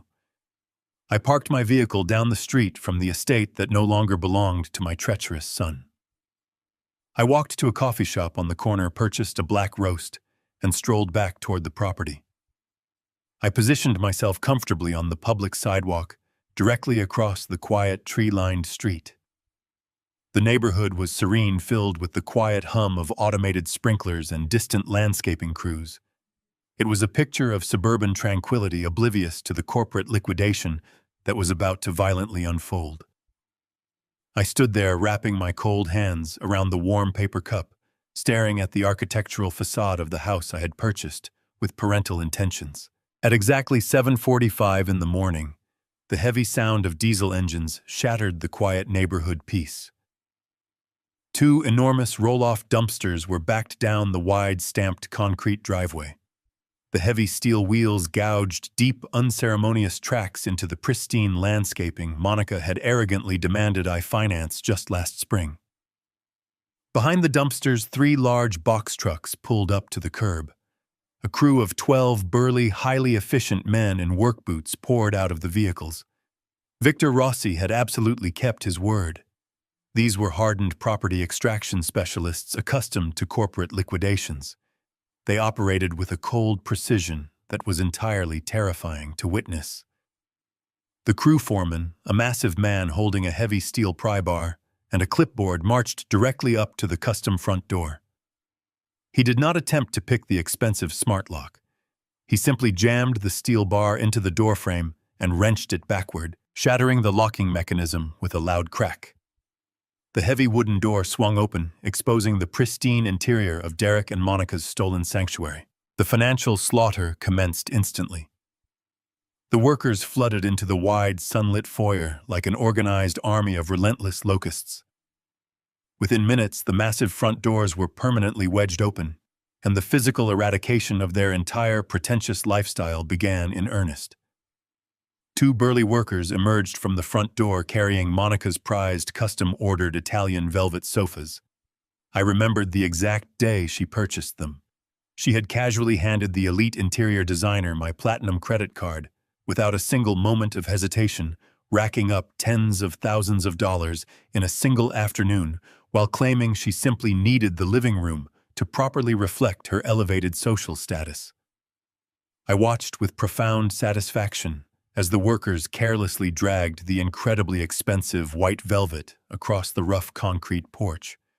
They hoisted the sofas over the rusted steel rim and let them violently crash into the empty metal bin. The delicate, imported fabric instantly tore against the sharp edges of the rusted container, completely ruining the massive investment in less than 5 seconds. The relentless parade of destruction continued without a single pause. Another group of workers began violently hurling massive black garbage bags out of the second-story master bedroom window, aiming directly for the open dumpster below. The bags were overflowing with Monica's incredibly expensive, meticulously curated designer wardrobe. Hundreds of silk dresses, premium leather handbags, and imported European shoes cascaded down into the filthy metal bin like common household trash. She had eagerly planned exactly which luxury resort outfits she would proudly wear on the cruise ship deck, blissfully unaware that her entire material existence was currently being tossed into a garbage heap. Then came Derek's prized possessions. A worker casually walked out of the garage carrying 2 heavy premium leather golf bags filled with custom-fitted, incredibly expensive titanium clubs. Derek had insisted he needed the professional-grade equipment to properly network with wealthy executives. The worker grabbed those bags by their premium leather straps, swung them heavily through the air, and aggressively hurled them over the high steel wall of the dumpster. The incredibly satisfying sound of bending titanium shafts and snapping carbon fiber echoed loudly across the quiet suburban street. I took another slow, deeply rewarding sip of my hot coffee as a separate team of specialized workers arrived in a small utility van. They completely ignored the massive volume of furniture being violently thrown away and walked directly up to the front entrance.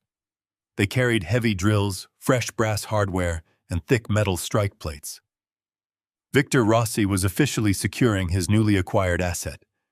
The workers aggressively stripped away the broken electronic smart locks that Monica had previously programmed with her personal security codes. They installed heavy commercial-grade deadbolts on every single exterior door of the massive estate. The physical manifestation of their total exclusion was incredibly powerful to witness. Even if Derek and Monica miraculously managed to escape their floating nautical prison and somehow secure a ride back to this specific neighborhood, they would find absolutely nothing waiting for them. Their custom digital access codes were permanently erased. Their physical keys were entirely useless. They were now completely locked out of the exact same property they had once arrogantly claimed as their undeniable birthright. For 3 solid, highly chaotic hours, the aggressive extraction crew ruthlessly gutted the entire $2.2 million property. They systematically stripped away every single television, every piece of expensive modern artwork, every custom imported rug, and every single digital device left carelessly resting on the granite kitchen counters. The massive steel dumpsters quickly filled to the absolute brim with the shattered, ruined remnants of their completely unearned, highly pretentious lifestyle. Not a single photograph, not a single piece of expensive jewelry, not a single pair of designer sunglasses was spared from the violent, unyielding corporate liquidation. Everything they owned, everything they had arrogantly purchased with my stolen wealth, was brutally treated as entirely abandoned, worthless trash. When the massive job was finally completed, the crew foreman loudly blew a sharp whistle. The workers rapidly climbed back into their unmarked vehicles. A hydraulic diesel truck backed up to the driveway, secured the massive steel dumpsters, and slowly hauled them away toward the municipal landfill. The quiet, affluent neighborhood slowly returned to its pristine, serene state, entirely unbothered by the absolute devastation that had just occurred on that specific premium lot. I stood on the sidewalk for several more minutes, simply staring at the completely empty, thoroughly secured house. The massive front windows, previously framed by expensive silk curtains, now revealed nothing but bare, hollow, echoing rooms. The total physical eradication of Derek and Monica Caldwell was officially complete.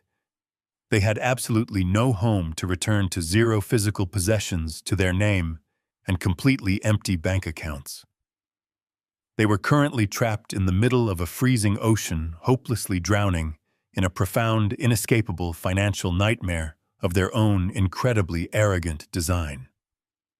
I slowly crushed the empty paper coffee cup in my right hand, turned away from the empty, soulless estate, and calmly walked back toward my waiting truck, feeling an overwhelming, absolute sense of profound, permanent, and undeniable peace. 10 days is a remarkably brief period of time in the grand scheme of an entire human life. But when you are trapped in a floating metallic cage of your own financial ruin, 10 days can easily stretch into an absolute agonizing eternity. I did not need to physically stand at the Seattle port to know exactly how the miserable disembarkation process was unfolding. My private investigator, Robert Sanchez, had discreetly positioned himself near the main terminal doors, providing me with highly detailed real-time audio updates from a secure distance. The colossal white ocean liner slowly drifted back to the dock under a heavy, overcast morning sky. But there was absolutely no joy radiating from the returning passengers I was currently tracking. While thousands of sunburnt, happily exhausted travelers eagerly streamed down the primary gangways, my treacherous son and his parasitic in-laws were severely delayed. They were forcefully detained at the Central Guest Services desk for nearly 2 hours, fiercely arguing with the ship's purser over their massive, entirely unpaid onboard gratuities and mandatory service charges. Because my platinum card had been permanently revoked and their personal debit accounts were completely drained, they were utterly incapable of settling their final digital folios. Robert quietly reported that Monica looked completely unrecognizable. Her perfectly manicured, highly curated socialite facade had completely shattered. She was wearing the exact same wrinkled designer sweatpants she had boarded the ship, with her face pale, her hair tied in a messy, chaotic knot. Her parents, who had proudly expected to be treated like nautical royalty, were radiating a toxic, furious silence. They completely refused to even look at Derek. Bradley, suffering from 10 solid days of enforced involuntary sobriety, was nervously pacing near the terminal exit, shivering in the damp Seattle wind. They had spent the entire luxury vacation isolated in their windowless cabins, eating complimentary buffet food, intensely fighting over who was ultimately responsible for the catastrophic banking error. They were entirely convinced that a massive automated fraud alert had temporarily frozen their assets. They genuinely believed that the moment they stepped off the ship and found a stable cellular signal, a quick, aggressive phone call to the bank would instantly restore their unearned wealth. They desperately pooled the absolute last remnants of their physical currency. Between the 5 of them, they managed to scrape together just over $80 in loose, crumpled bills. It was barely enough to secure a single standard economy taxi van for the long drive back to the affluent suburbs. Robert watched from a distance as they awkwardly and aggressively shoved their massive, heavy designer suitcases into the back of the scuffed yellow vehicle. They were packed into the back seats like miserable sardines, their knees pressed tightly together, the thick, heavy tension inside the cabin completely suffocating them all. Derek, desperately trying to salvage whatever remaining shred of masculine authority he still possessed, loudly promised his furious father-in-law that everything would be completely resolved within the hour. He loudly declared that the banking issue was a simple clerical mistake, and he fiercely vowed to drive straight to the local courthouse the very following morning. He aggressively promised to immediately file the emergency guardianship petition, fully legally declare his father entirely incompetent, and finally seize permanent control of the entire family fortune. He was eagerly planning my complete legal execution from the cramped back seat of a foul-smelling, terribly maintained commercial taxi.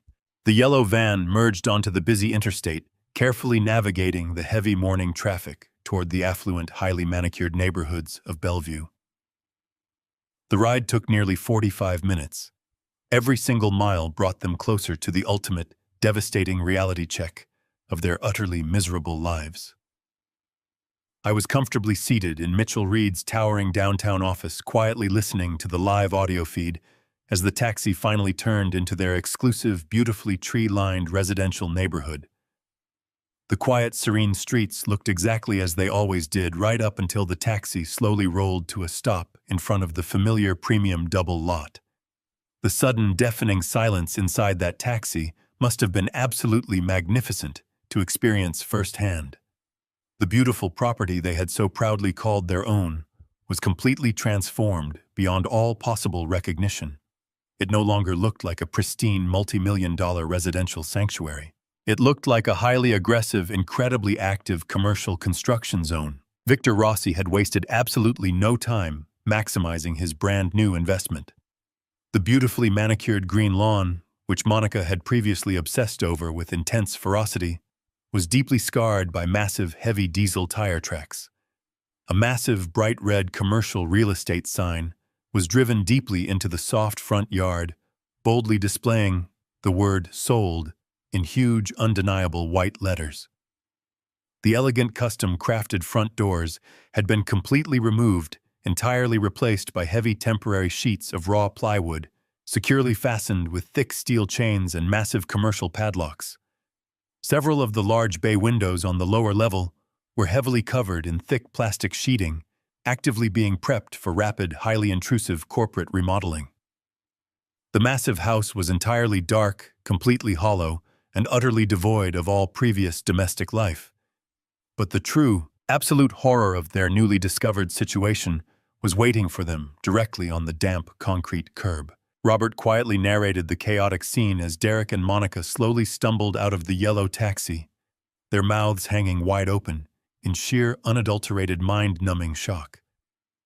They stood completely paralyzed on the public sidewalk, blankly staring at the exact spot where their municipal trash bins were normally placed on collection day. There, carelessly stacked in a massive, incredibly chaotic pile, were dozens of heavy black industrial garbage bags. The plastic bags were violently ripping at the seams, fully exposing the ruined, discarded remnants of their entire pretentious, heavily financed lifestyle.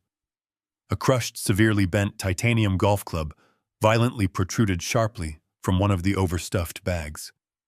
A highly expensive, carefully imported designer silk dress loosely spilled out of another, completely soaked by the damp, dirty morning pavement. Victor's highly aggressive demolition crew had ruthlessly followed my exact, unrelenting instructions to the absolute letter. They had rapidly cleared the sprawling house entirely down to the bare wooden studs, violently tearing out every single material item that Derek and Monica had ever proudly owned. And sitting directly on top of the massive pile of discarded, completely ruined designer merchandise was a large hand-painted cardboard sign, hastily written in thick, black, permanent markers by one of the anonymous demolition workers. The rough sign simply read, "Free to take." Derek blindly dropped his expensive leather travel bag directly onto the wet sidewalk. He took 2 shaky steps toward the garbage, his mind completely incapable of processing the magnitude of the visual information in front of him. Monica finally let out a guttural scream, a sound of pure despair that echoed down the quiet street. Her furious parents stood silently behind the idling taxi, absolutely disgusted. They finally realized their precious son-in-law was a completely broke, entirely homeless fraud who had just been systematically eradicated by the very man he had tried to destroy. While Robert quietly relayed the glorious details of that curbside meltdown through my earpiece, I was nowhere near the Bellevue area. I was comfortably seated in a plush leather armchair inside the highly exclusive first-class lounge at the Seattle-Tacoma International Airport. The ambient noise of the terminal was completely muted behind thick glass windows. I was sipping a perfectly brewed espresso, watching massive commercial jetliners slowly taxi across the wet tarmac. The sheer contrast between my serene, luxurious environment and the absolute chaotic devastation unfolding on that damp suburban sidewalk was incredibly satisfying. I had booked a premium flight to a quiet, sun-drenched island in the Caribbean, deciding that I truly deserved a genuine, profoundly relaxing vacation after meticulously dismantling the treacherous lives of my only son and his incredibly arrogant wife. I took another slow, deeply appreciative sip of my coffee, feeling the warm liquid soothe the last remaining traces of tension in my chest. My smartphone rested flat on the polished glass table next to my espresso cup. The screen remained entirely dark for several long minutes as Robert concluded his detailed surveillance report and quietly ended our secure call. He confirmed that the furious parents had already ordered a separate taxi, completely abandoning their disgraced daughter and humiliated son-in-law on the side of the road. I knew exactly what was going to happen next. Derek would aggressively cycle through the standard stages of grief and absolute panic. He would furiously attempt to unlock his frozen bank applications. He would desperately try to contact the corporate real estate agency listed on that massive red sign in the front yard. And finally, when absolutely every single avenue of escape had been brutally slammed shut in his face, he would be forced to call the one man he had so callously plotted to lock away in a sterile medical facility. Right on cue, the smartphone illuminated, vibrating harshly against the smooth glass surface. The caller identification displayed Derek's name. I did not answer it immediately. I sat back in my plush chair and watched the bright screen flash, allowing the incoming call to ring 5 distinct times. I wanted him to sweat.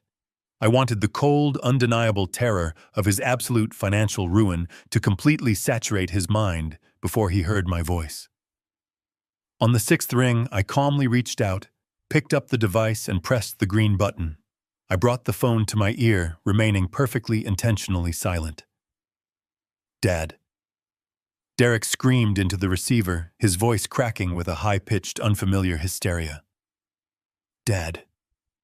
What the hell is going on? Where are you? You need to fix this right now. Our house is completely locked up. There are heavy wooden boards over the front windows. Some insane construction company threw all of our clothes in a pile of garbage on the street." I could hear the chaotic sounds of passing traffic roaring in the background, mixed heavily with the sharp, shrill sounds of Monica violently sobbing. She was audibly wailing, a continuous, breathless sound of pure, unadulterated material loss. "My bank accounts are empty." Derek continued, his breath coming in short, panicked gasps. "The joint emergency fund is completely wiped out. My personal debit cards are declining. The cruise line entirely humiliated us. They locked our cabin cards.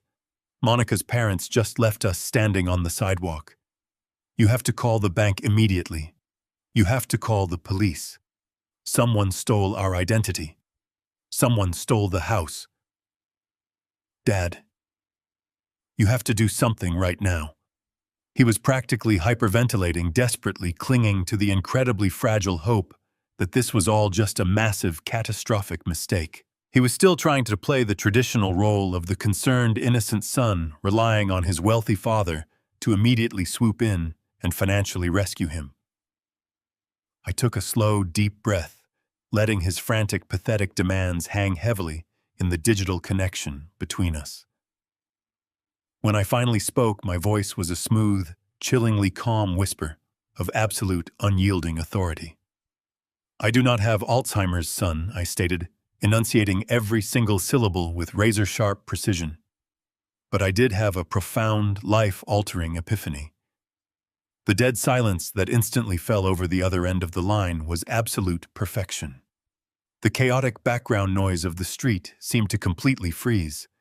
Even Monica's hysterical wailing momentarily choked to a sudden, terrified halt. The sheer, undeniable weight of my words slammed directly into his chest. He suddenly realized that I knew absolutely everything. I did not wait for him to formulate a pathetic, desperate lie. I methodically laid out the complete, inescapable reality of his brand-new existence. "I sold the house, Derek," I continued, my tone completely devoid of any parental warmth or lingering mercy. "I liquidated the entire Bellevue property to a corporate cash buyer 2 days ago. I authorized a completely unconditional, strictly as-is transaction. That means every single piece of custom furniture, every designer handbag, and those expensive golf clubs you loved so much, legally belonged to the demolition crew. I explicitly instructed them to treat your possessions exactly like the absolute garbage you both proved yourselves to be." "Dad." "Please," Derek whimpered, his voice shrinking into a pathetic, broken whisper. "You cannot do this to us. You gave us that house. It was ours." "It was a revocable trust," I corrected him smoothly. "A trust that I permanently revoked the very same day you decided to formally cancel our family cruise through a cowardly text message. And those bank accounts you are currently crying about, I drained them. I legally transferred every single cent of my hard-earned cash into a highly secure solo account." "You have absolutely nothing left, Derek. You are officially bankrupt, totally homeless, and entirely cut off from the massive wealth you so arrogantly believed you were fully entitled to steal." No, you cannot leave us like this," Derek pleaded, the sound of genuine suffocating panic completely overtaking his words. "We have nowhere to sleep tonight. We do not have money for a basic hotel. We do not even have money for food. You have to help us. We are your family. You stopped being my family the exact moment you sat in that bedroom and actively plotted to lock me away in a medical prison," I replied, my voice dropping to a dangerous freezing register. "You thought you could legally declare me mentally incompetent and seize my entire fortune." I paused, listening to his terrified breathing. Monica started screaming in the background, begging me to forgive them. I completely ignored her and delivered the final blow. "By the way, Mitchell sent a copy of your fraudulent incapacity petition and the corrupt doctor's signature straight to the FBI for conspiracy to commit elder fraud."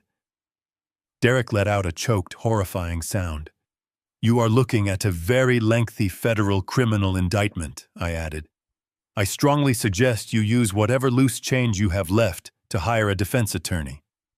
I ended the call, picked up my premium travel bag, and confidently walked toward my gate, ready to begin my new life.